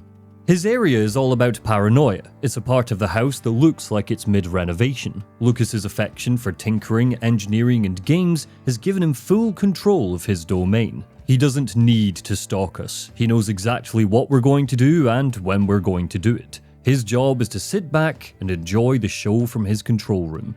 Swirling spotlights create a constant sense of movement. Trip mines have wires so thin that we'll only catch them when they glint in the light. You can't even trust the damn crates because some of them are booby-trapped, meaning you've got to waste ammo to break them from a safe distance.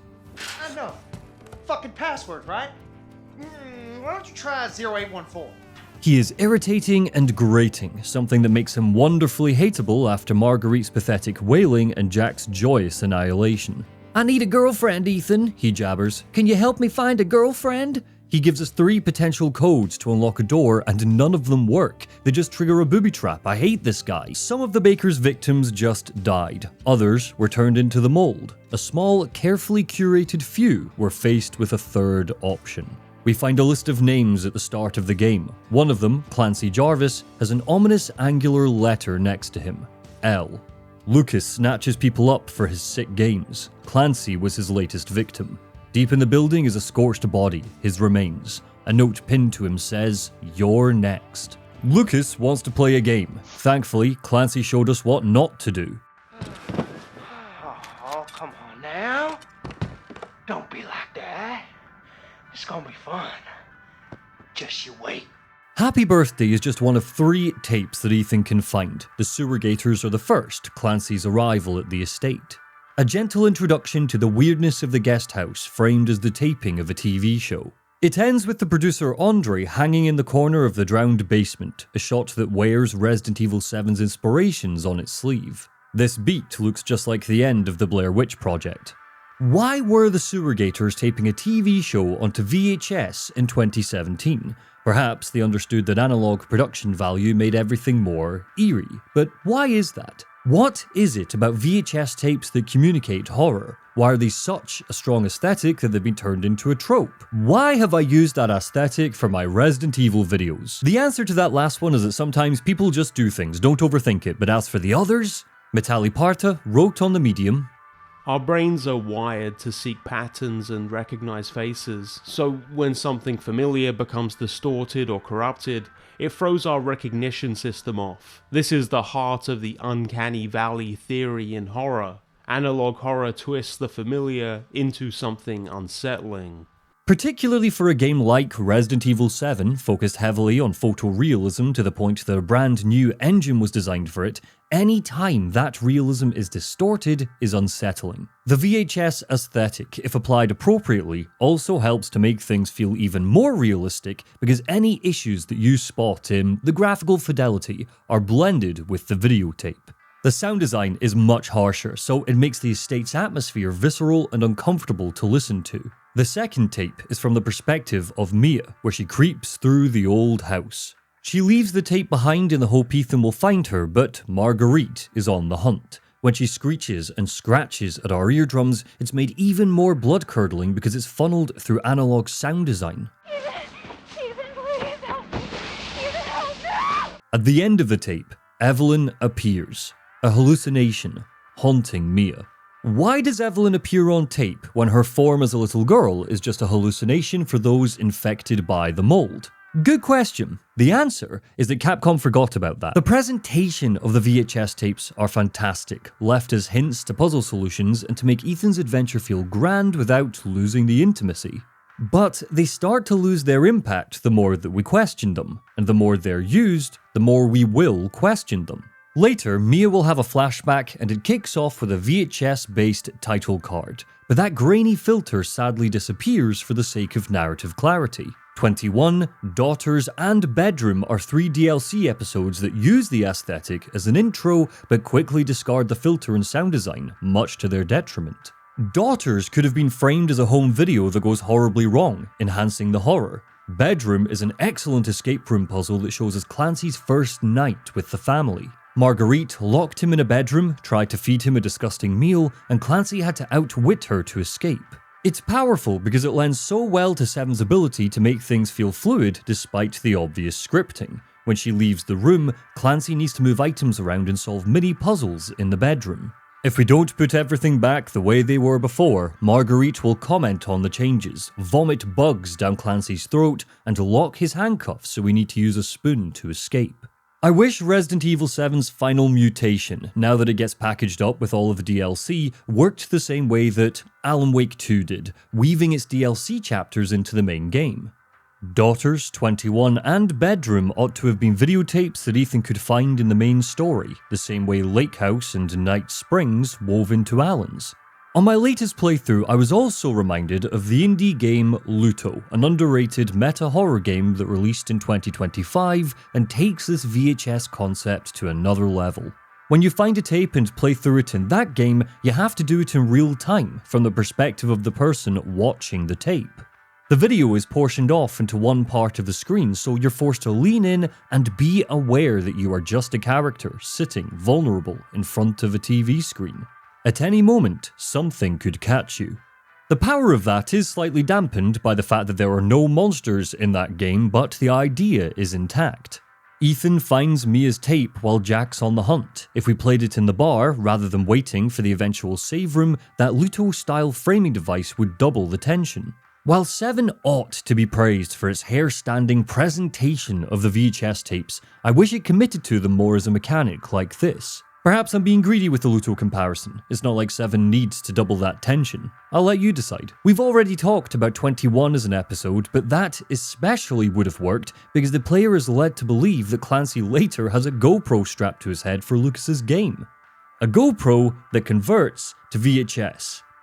Don't question it. Happy Birthday is an excellent sequence with good riddles that domino into each other. I love how demented it is for someone to solve a puzzle that triggers their own trap and death. I love how, after the explosion, we as Clancy are given a few seconds to run around and try to figure out how to escape, when in reality, it's useless. Lucas is a wormy little cheater. You see, Ethan? Not everybody wants to turn back the clock. What? What, Evelyn? I'm just trying to show him. From Clancy's VHS, Ethan picks up that the password to a room with an important valve handle is loser. We only need the valve handle to beat the puzzle, so we can skip the whole rigmarole that leads to us removing the winding key out of the barrel of oil. That means that when the cake explodes, the fire doesn't flood the room and we survive. We out-cheat Lucas, but then gasp, Lucas cheats again by just chucking a bomb into the room. That ebb and flow of tension, catharsis, and uncertainty turns into a damn hurricane of emotions. It's a standout in a game full of standouts. A good thing, because what happens next tips the whole thing overboard. Lucas's strong presence as a villain is undercut by the fact he just gets away. Ethan never gets to fight him. Instead, the Lucas confrontation has been sliced out of the latter half of the main game and plonked into the DLC, Not a Hero. And that's not the only thing that goes wrong.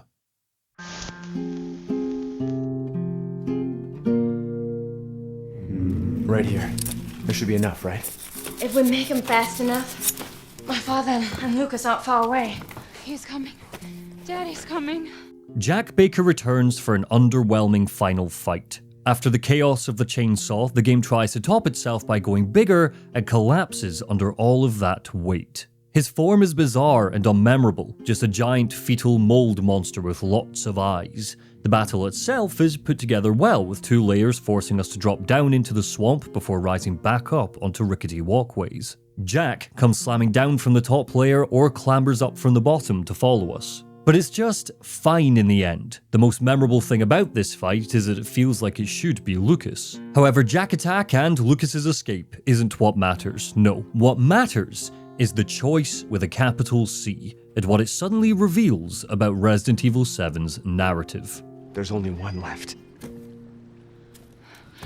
There's only one left. There can't just be one left. What the hell are we gonna do now? 1 serum, 2 women. A choice is given to the player. The ending will change depending on who you choose. Let's size up our options. Behind door number 1, we have Zoe Baker, a woman who asked for none of this, who is happy to just live her life until a bioweapon knocked on her door. Despite the odds, she's managed to resist Evelyn's brainwashing, survived her bloodthirsty family, and has helped Ethan through the night, reattaching his hand, healing him up, and telling him where to go.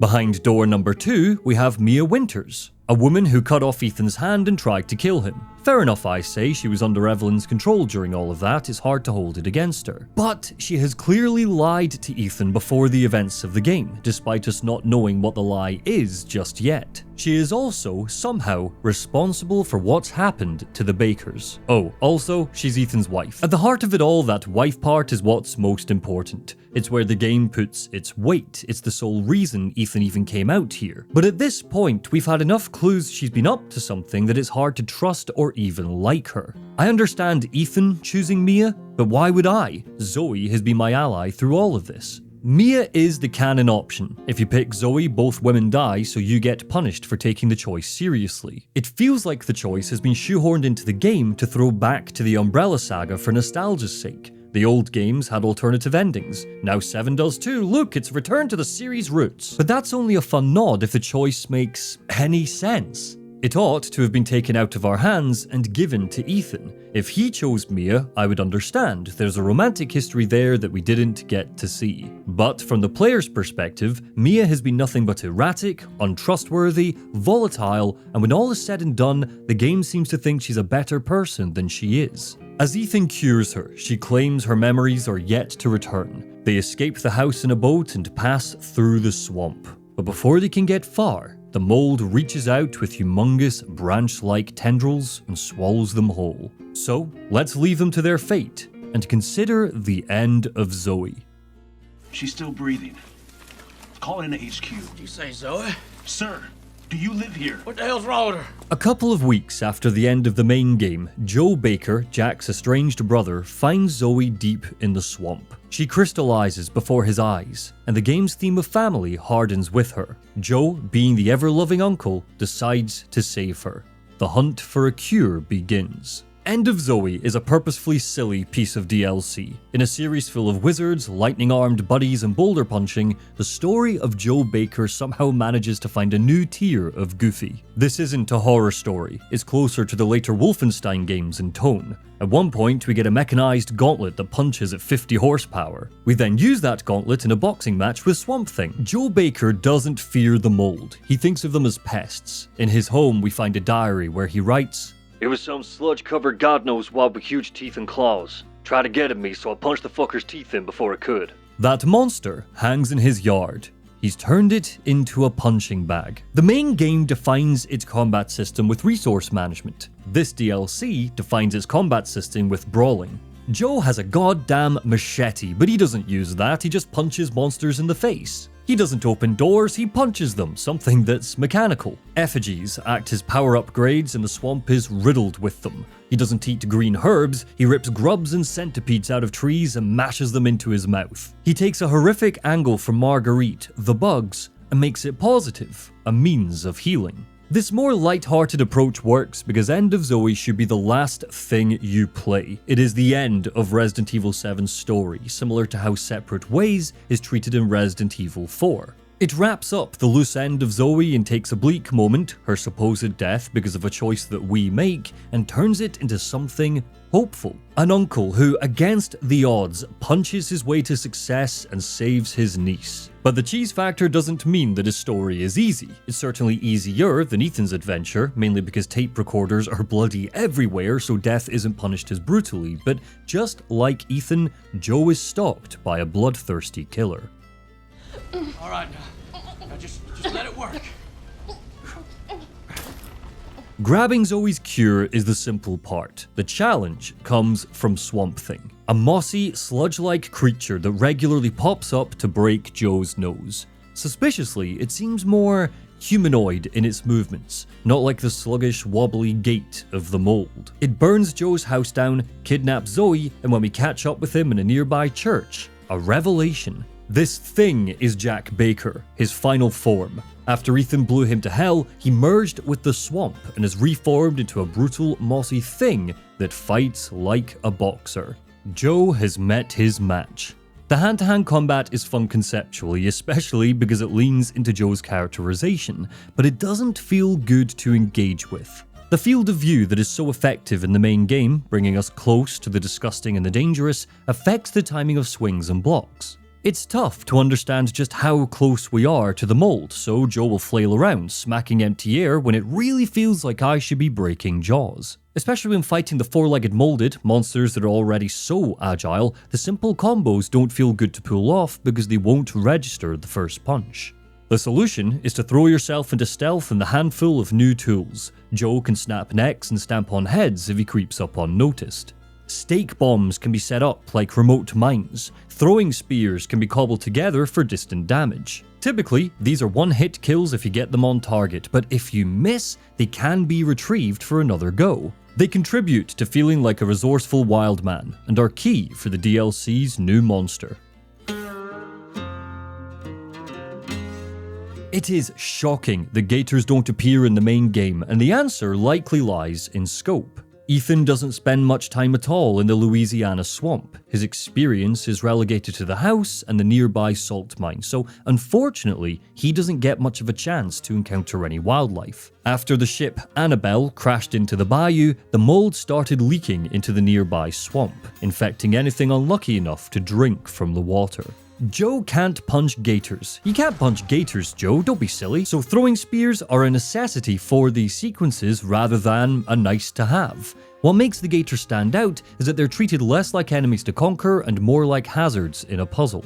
With only one way to kill them, and that way being quite rare, Capcom can design outdoor areas that emphasize navigation. You need to stay out of reach of the gators while you move from spear to clear the way. It's gorgeous sniffs of tension in a DLC that generally isn't interested in horror and ends with a bang. Zoe! Zoe, wake up! Wake up! We never learn why the relationship between the Baker brothers broke down. The implication is that Jack inherited the estate and Joe felt bitter about that. It's as close to an explanation as you'll get for why he didn't check in with his family for 3 goddamn years. We come full circle and make it to the ruins of the Baker estate. It's been turned into a field office by Blue Umbrella, more on them later, and in the main hall we find Jack and Zoe. It's a full-blown brawl. Desks and computer equipment form a rough arena. After numerous death fake-outs, Joe puts Jack down for good by mashing him into a pulp. He survived a slit throat, being burned alive, and a chainsaw to the gut, but he wasn't expecting Joe to hit him so hard that he melts into a puddle. It's Splatterhouse, it's chaos. Zoe is cured with a goofy goodbye to Resident Evil 7. It's wonderful, but it doesn't make the choice any better. It doesn't justify the game's preference for Mia.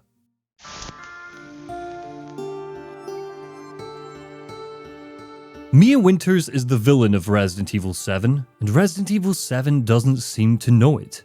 When she wakes, Ethan is missing in action, swallowed by the mold. She stumbles into the wreckage of the Annabelle. Something happened here. Corpses are tangled in the goo, faces stretched into terror. The mold is so prevalent here that pushing through the ship feels like scouring an alien nest. At first, it seems like the game will lean heavily into the oppressive, clanking maze of the ship by forcing us to use diegetic maps in the stairwell. But in an effort to minimize player confusion, can't have any of that in a horror game, we ultimately get a map accessible at any point. Mia doesn't get a watch, so we can't monitor her health as effectively as we could with Ethan, something that's quite powerful for creating a sense of paranoia. Or rather, would be quite powerful for creating a sense of paranoia if the blood spatters on the screen weren't so obnoxious. The sound design sells a horrifying space that doesn't stay horrifying for very long. Soon, Mia can unlock remote bombs and an optional assault rifle, two weapons that wipe away the danger. The assault rifle especially makes four-legged molded a bit of a joke. Rat-tat-tat, now you're dead. But oh no, what about resource management? Well, don't worry, the ship is drowning in bullets because Mia can't craft machine gun ammo. Why have we pivoted from slow fire rates and agonizing tense reloading to machine gun Mia? The overarching structure is to work our way up through each deck of the ship, grabbing fuses, fighting the mold, and absorbing the mother of all lore dumps. Almost everything is answered in the ship.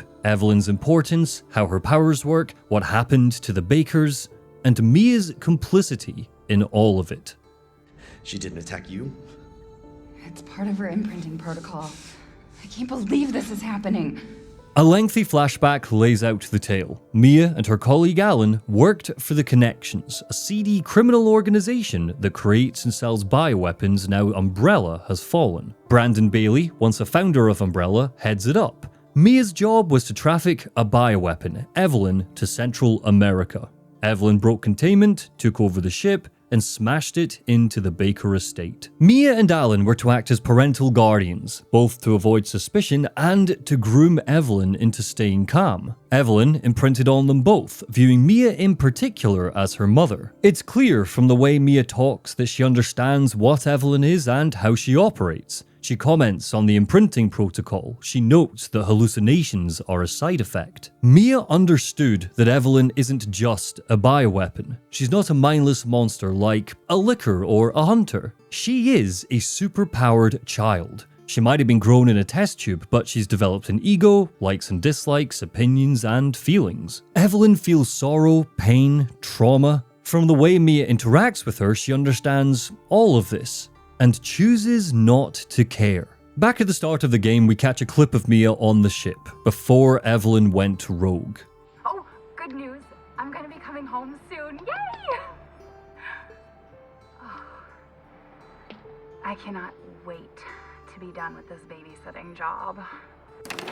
Look at the expression on her face. Consider this look of disgust, the eye roll, the face twitch. She lies to Ethan and tells him she's working a babysitting job and snarls at Evelyn, presumably standing out of shot, looking creepy. On concurrent playthroughs, Evelyn reminds me more and more of Lisa Trevor from Resident Evil 1. Lisa is a character that is purposely written, structured, and designed to generate horror and later sympathy from the player. That sympathy naturally then turns into outright hatred of Umbrella scientists, the people that experimented on her, traumatized her, and abandoned her. Evelyn might be where Resident Evil 7's horror stems from, a bioweapon grown to think she's a child and use her powers to brainwash people. But she is hardly the root of all evil. The Connections are. Mia and Alan are.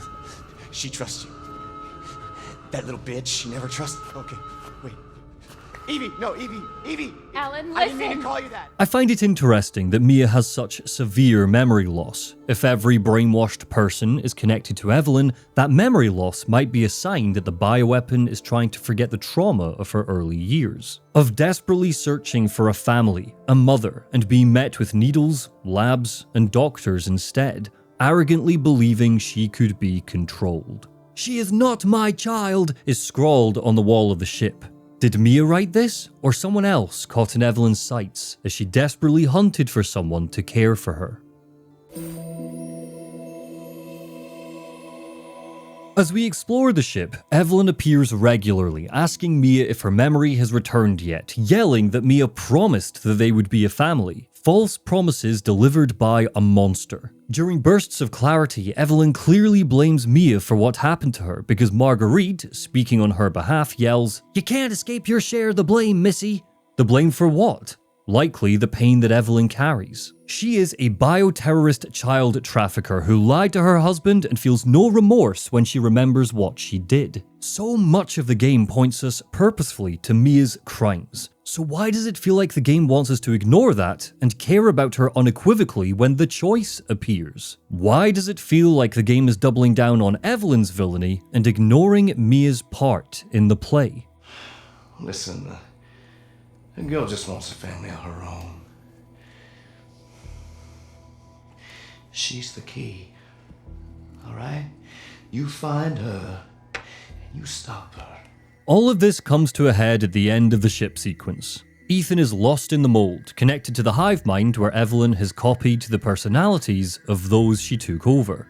The real Bakers are in here, what's left of them, and Jack states the tragedy outright. The girl just wants a family of her own. Damn, you're right, Jack. What an awful, avoidable situation for everyone involved. Mia breaks Ethan out of the mold and gives us a vicious instruction. Now go kill that little bitch. Yikes, Mia! Even after remembering everything, Mia's vitriol isn't aimed at the connections, or Alan, or even herself. It's at the little girl that she manipulated. And the game treats this as a third act, hell yeah moment later when Ethan mutters, "Okay, you little bitch. Where the fuck are you?" Yikes, Ethan! As we learn more and more about Mia's role in the grander conspiracy, what tension there was on the ship peels away. When this lengthy section came to a close, I was left wondering why we spent so much time playing as such an evil piece of shit, and why the series never condemns her for it. Mia Winters brings about such a visceral feeling in me that I had to look back at the rest of Resident Evil's protagonists to figure out why. Why is she so unsympathetic despite the torture she goes through? Particularly, she messes around with Biohazard stuff the same way that Ada Wong does. Ada is a fan favorite character, and while I've never cared for her personally, why don't I hate Ada the same way I hate Mia? Is it partly because she feels so sorry for herself and never takes responsibility? Or is it partly because the first time we meet her in the game, she tries to kill us? I think the answer lies in the lens. With Ada, we're encouraged to look at her through the eyes of Leon because he's a core protagonist in the games that feature her. When she does something sketchy, we think like Leon. Come on, Ada, you're better than that. We see evidence that Ada Wong has a heart beneath the icy exterior. She saves innocent people even when she's stealing viruses. Eventually, in Resident Evil 4 Remake, she betrays longtime baddie Albert Wesker. What does Mia do? She is the crux of the game's evil. She's responsible for the event that kicks off the Baker estate by bringing a bioweapon here. Ada never caused an outbreak. Mia did. We're encouraged to see her through Ethan's lens, but then that lens is shattered irreparably. She screams, she chops our hand off, she calls a little girl a bitch, and later in Resident Evil Village, she refuses to have an honest conversation with her husband about what happened here. The tragedy of Ethan Winters isn't that he dies to save his daughter in Resident Evil 8. It's that he never learns that he married a bioterrorist. Chloe Raid, writing for IGN, wrote in her review, Resident Evil 7 grounds itself in elements that made the original great while still indulging in a risky new shift in style. It's the closest a numbered sequel has come to recapturing Resident Evil's slow but thrilling and atmospheric adventure game roots in a while. A welcome return that I truly hope to see more of in the future.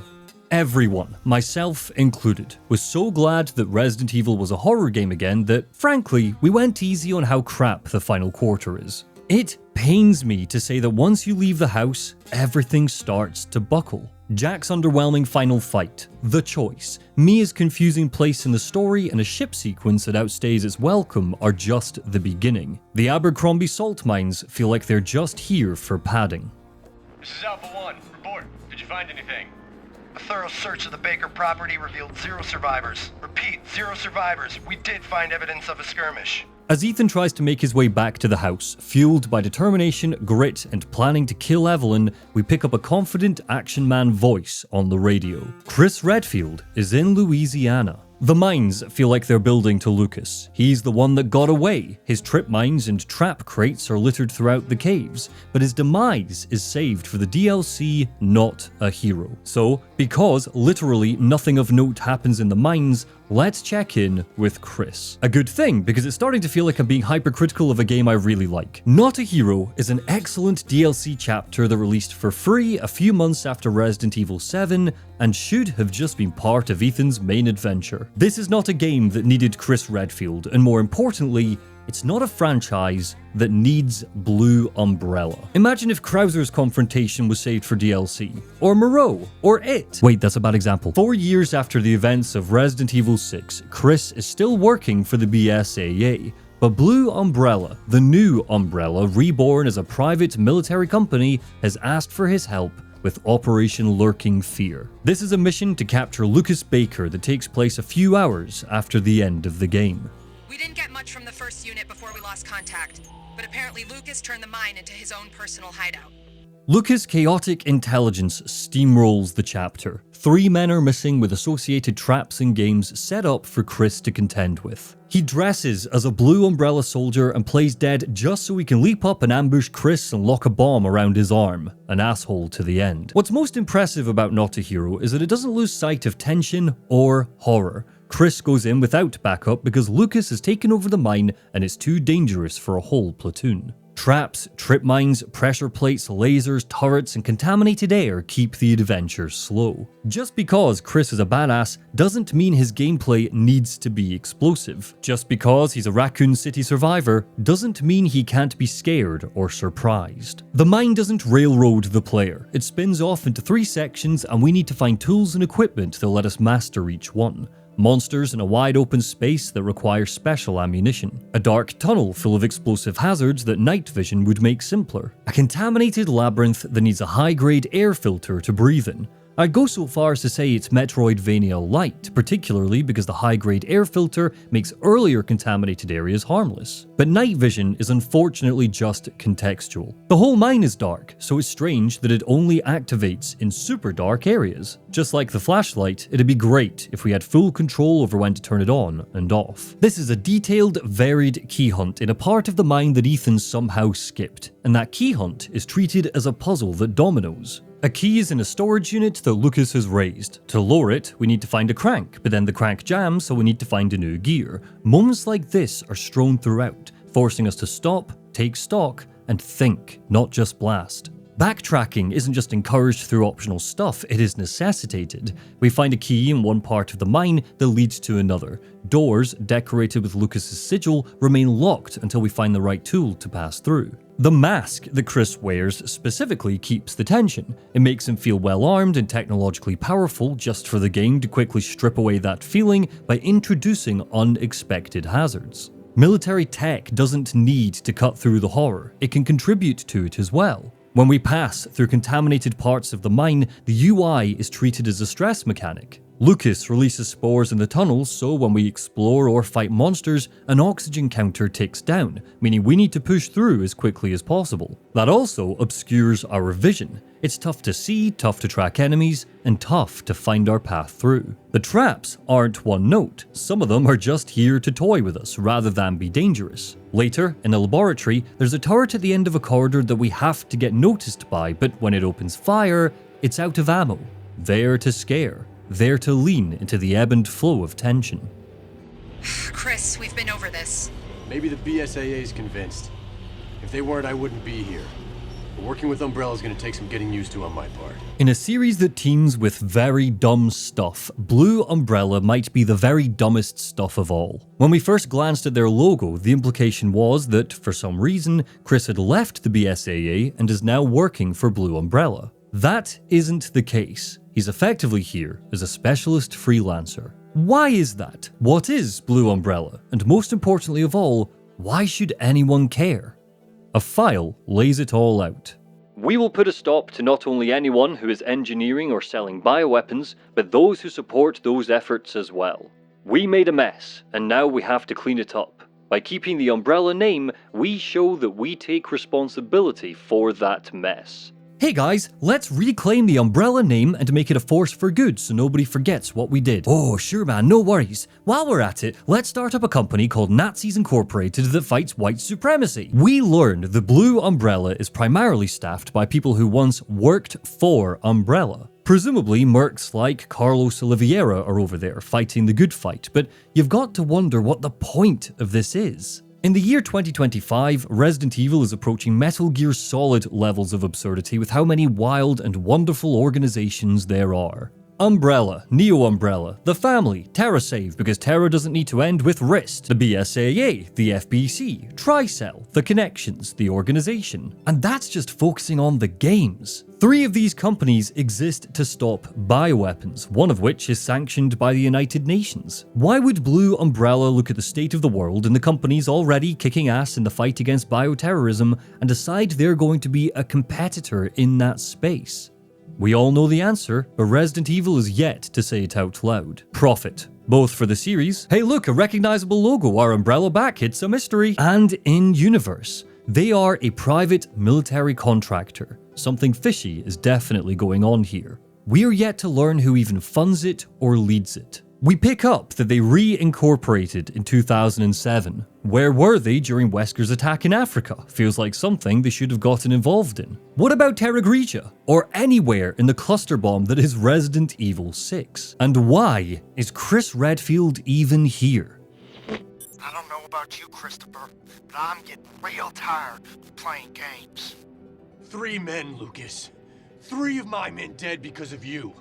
This ends. And it ends now. He is the Resident Evil hero forced to constantly see comrades die. The Blue Umbrella soldiers that Lucas assassinates aren't his friends, he's barely known them for a couple of days, but Chris is a character that's fallen into a deeper and darker pit as the series goes on. Resident Evil 6 was his final evolution from the old. He's a very different man now. He's agreed to help Blue Umbrella for 2 reasons. The first is to keep an eye on them, to figure out what their deal is. The second is because he is a hero. The title of the DLC is ironic, because this might just be another day on the job for him, but people need help, and he's answered the call, because that is what Chris Redfield does. The problem is that he's too trusting. He'll eventually inject himself with medical injectors created and provided by Blue Umbrella. You'd think a Raccoon City survivor would think twice before pumping himself up with Umbrella-funded chemicals. At the time of release, the running theory was that this wasn't Chris Redfield. It seems silly in hindsight, but this is a series that introduced clones just a few years ago, and the idea of Chris helping any Umbrella organization is so laughable that fans cast doubt.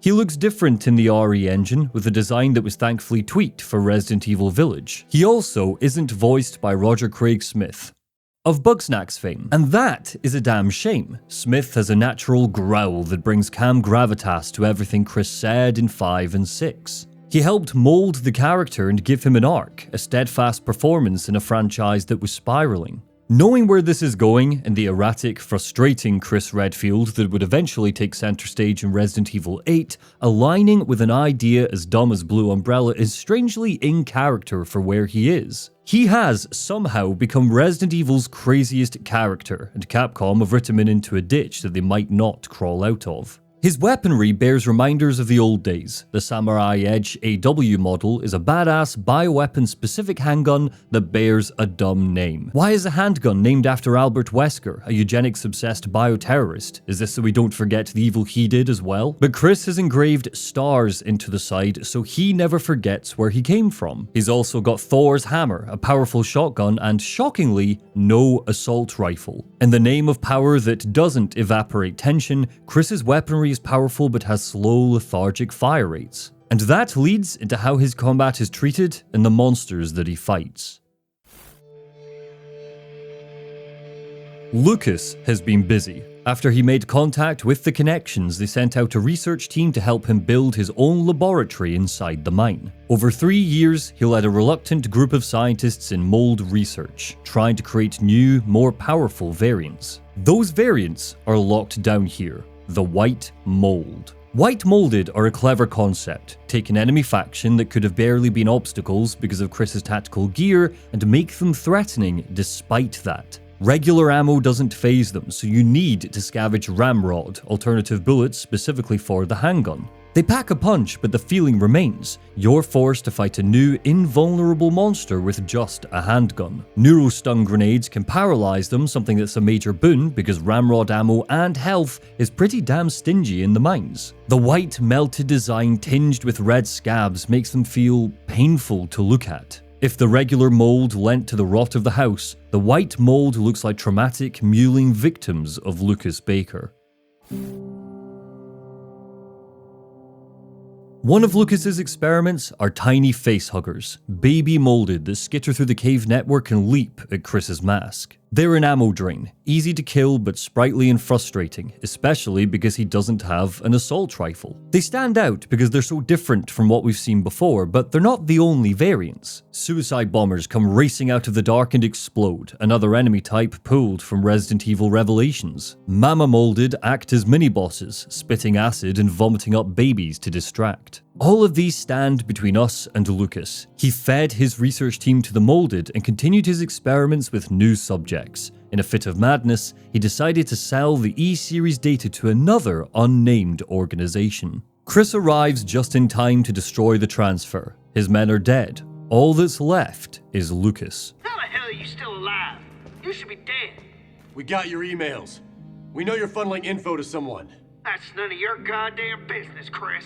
Lucas is a solid boss because of how stressful it is to fight him. The design, strangely, harks back to William Birkin's G mutation, but if Lucas was experimenting with G, we'll never learn. His transformation is triggered when Chris shoots him in the head. Without the serum from the connections and massive physical trauma, the mold takes him over and brings carnage to the lab. Lucas himself isn't what's powerful, it's the spores that he sprouts. They bring an artificial timer to the battle. Kill Lucas before your oxygen runs out. Tanks dotted around the room can buy his time, but this is Chris Redfield. Even under stress, he doesn't need help to get the job done. I want to talk about Resident Evil Revelations.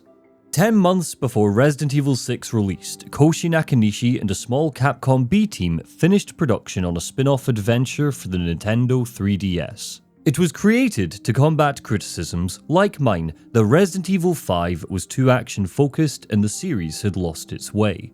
It certainly starts that way. Jill Valentine explores a cruise ship called the Queen Zenobia, battles frightening monsters, unlocks rooms, solves puzzles, and drinks in the intimate level design and eccentric environments.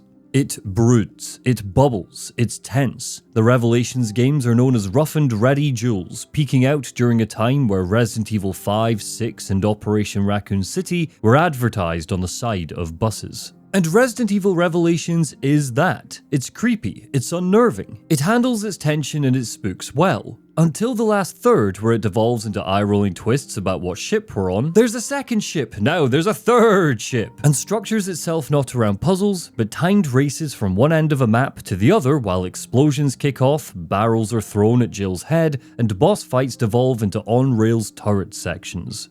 It has a very, very weak final third. Sometime later, Koshi Nakanishi would direct Resident Evil 7. I think Koshi Nakanishi has a third act problem.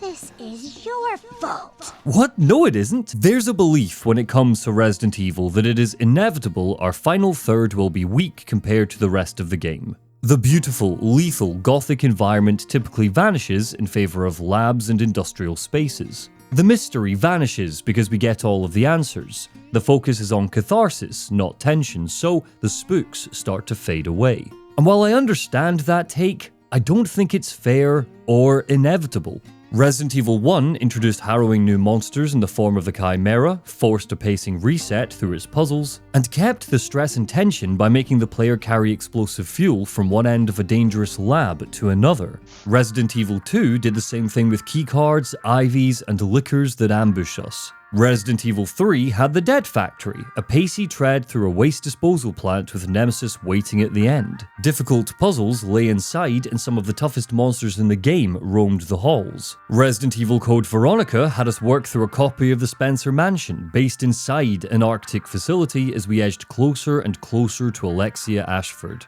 Resident Evil 0 had us approaching the Leech Queen while new creatures like lurkers leaped into shot. It split up Billy and Rebecca to keep things tense and used the wet, slick design of the treatment plant to give the illusion of momentum, even when the pacing was slow. Resident Evil 7 is determined to hark back to what made the Umbrella saga great, but in its final hour it rushes it and forgets what made those climaxes work. A lack of a Lucas confrontation ripples into the final 15 minutes because it makes the battle with Evelyn feel like it just happens rather than an earned build-up and a sensible conclusion. I'm looking for a puzzle. I'm looking for something to slow me down after blasting my way up the mine.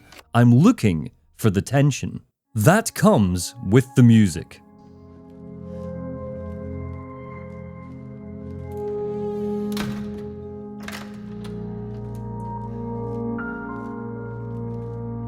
This piece, Floating in Between, plays as we approach the finale. It's somber, it's calm, it's decaying, it's a goodbye.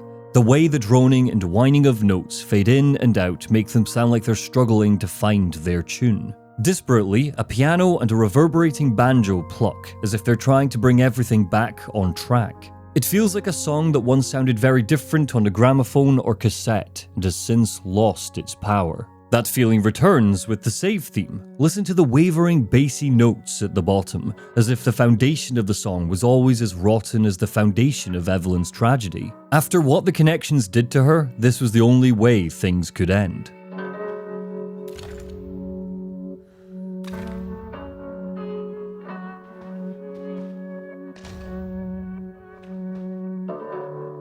There are two songs in Resident Evil 7 that I think can be called Evelyn's theme tune, Floating in Between and Go Tell Aunt Rhody. Interestingly, Aunt Rhody was composed by Michael Levine separately from the rest of the soundtrack. The sound of the Baker estate belongs to Akiyuki Morimoto, Miwako Chinone, Satoshi Hori, Chris Velasco, and Brian DeLiviera. Levine was explicitly asked by Capcom to take a well-known song and twist it up. He chose Aunt Rhody because he believed American and Japanese audiences would both recognize it. He told Original Sound Version, I remembered Rhody, which I had learned as a kid in school. I also knew that Japan has a song called Misunde that has the same melody, also a children's song. This is because American teachers helped establish the Japanese public school system in the 1870s and brought the song with them. Most Japanese believe the song originated in Japan. I added the verse, which relates to the game, and changed the lyrics on the chorus from "The old grey goose is dead" to "Everybody's dead." It returns to that gleeful, childish aspect to Resident Evil 7's horror. A child is at the heart of everything that goes wrong, and there are few horror tropes more famous than a creepy kid singing a well-known children's song. Levine's version takes that tune and regularly interrupts it with musique concrete, the blood that courses through the game's veins.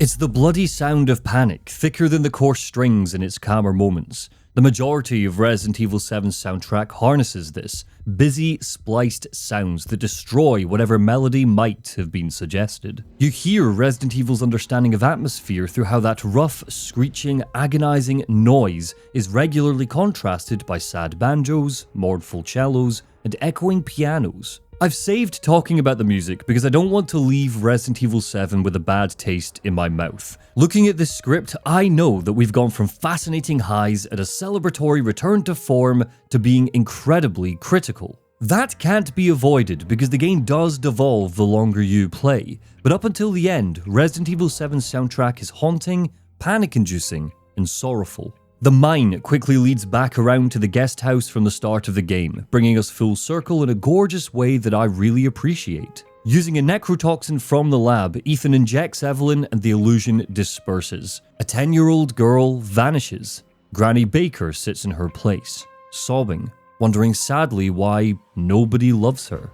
Why does everyone hate me, she chokes. Because Ethan is now infected with the mold, he catches visions from the start of the game. Mia leaping out of the shadows with the chainsaw. They're treated as jump scares to keep up the suspense, and while they're effective, they feel like the game desperately trying to pad things out so the battle against Evelyn doesn't feel rushed. And when we get there, it is.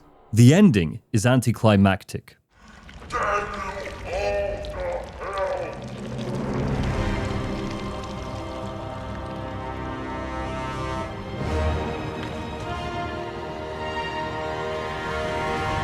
Her theme evolves into something cinematic, frantic strings, hurling brass. This song is called Dai Darabochi, named after a humongous Japanese yokai that would look like a mountain when it slept. Evelyn is something more than a little girl or a decrepit old woman now. She is the house. The setup is spectacular, but the fight doesn't feel like a crescendo despite the song. A final unhinged eruption of everything the game's been building towards, but instead, it's a quick, mostly on-rails standoff. We get the morphed, grotesque face, part of the mold, part of the house. A moment that could have been genuinely surreal if it wasn't locked to a single room. It's a shame. Imagine if the whole estate had shifted into a living, breathing labyrinth while she stalked you through it, crushing walls and floors as you scrambled for the necrotoxin. That is in fact what Resident Evil 6 did towards the end of Ada's campaign, and I'm as surprised as anyone that Carla Radames swallows the Evelyn fight whole. In a blink, the house buckles and Evelyn hurls Ethan through it. The final phase barely lasts long enough for the player to register the escalation. The scale is bigger, sure, but the tension is smaller. Catharsis doesn't come in the form of a rocket launcher,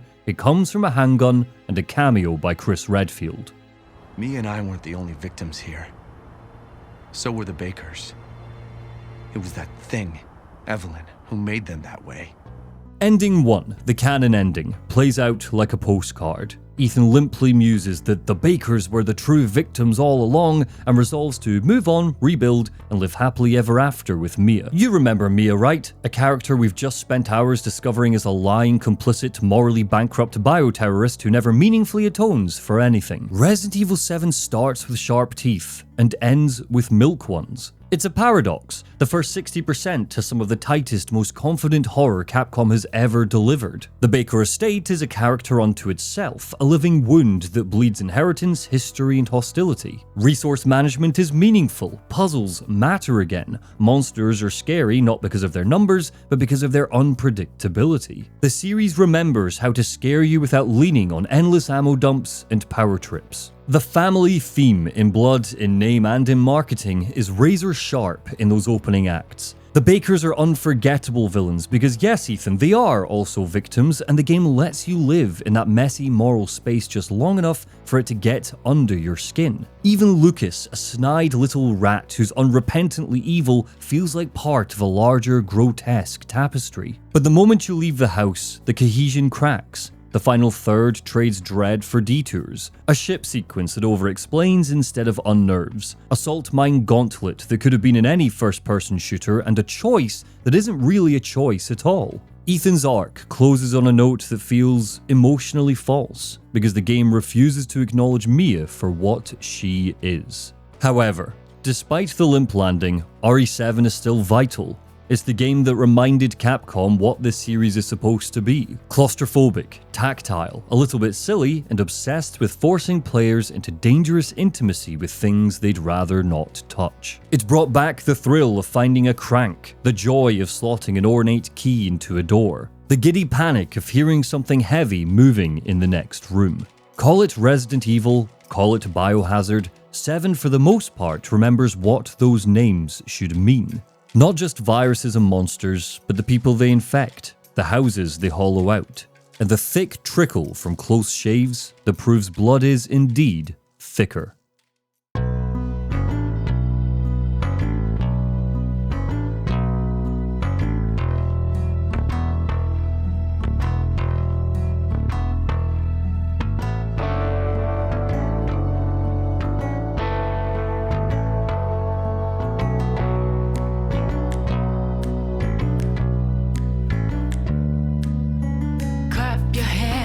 Daddy's rhymes, mama's at the stove and it's dinner time. A little boy with a blood-soaked crime and more and more. This say their souls were bonded there, but if the veil of love and care, a hunger's creeping through a tear, and more and more.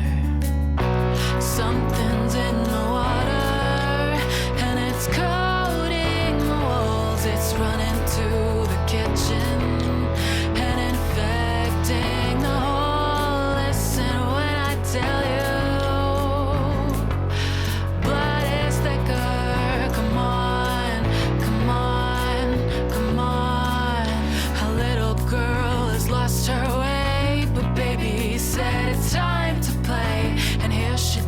She's lost the day, and more.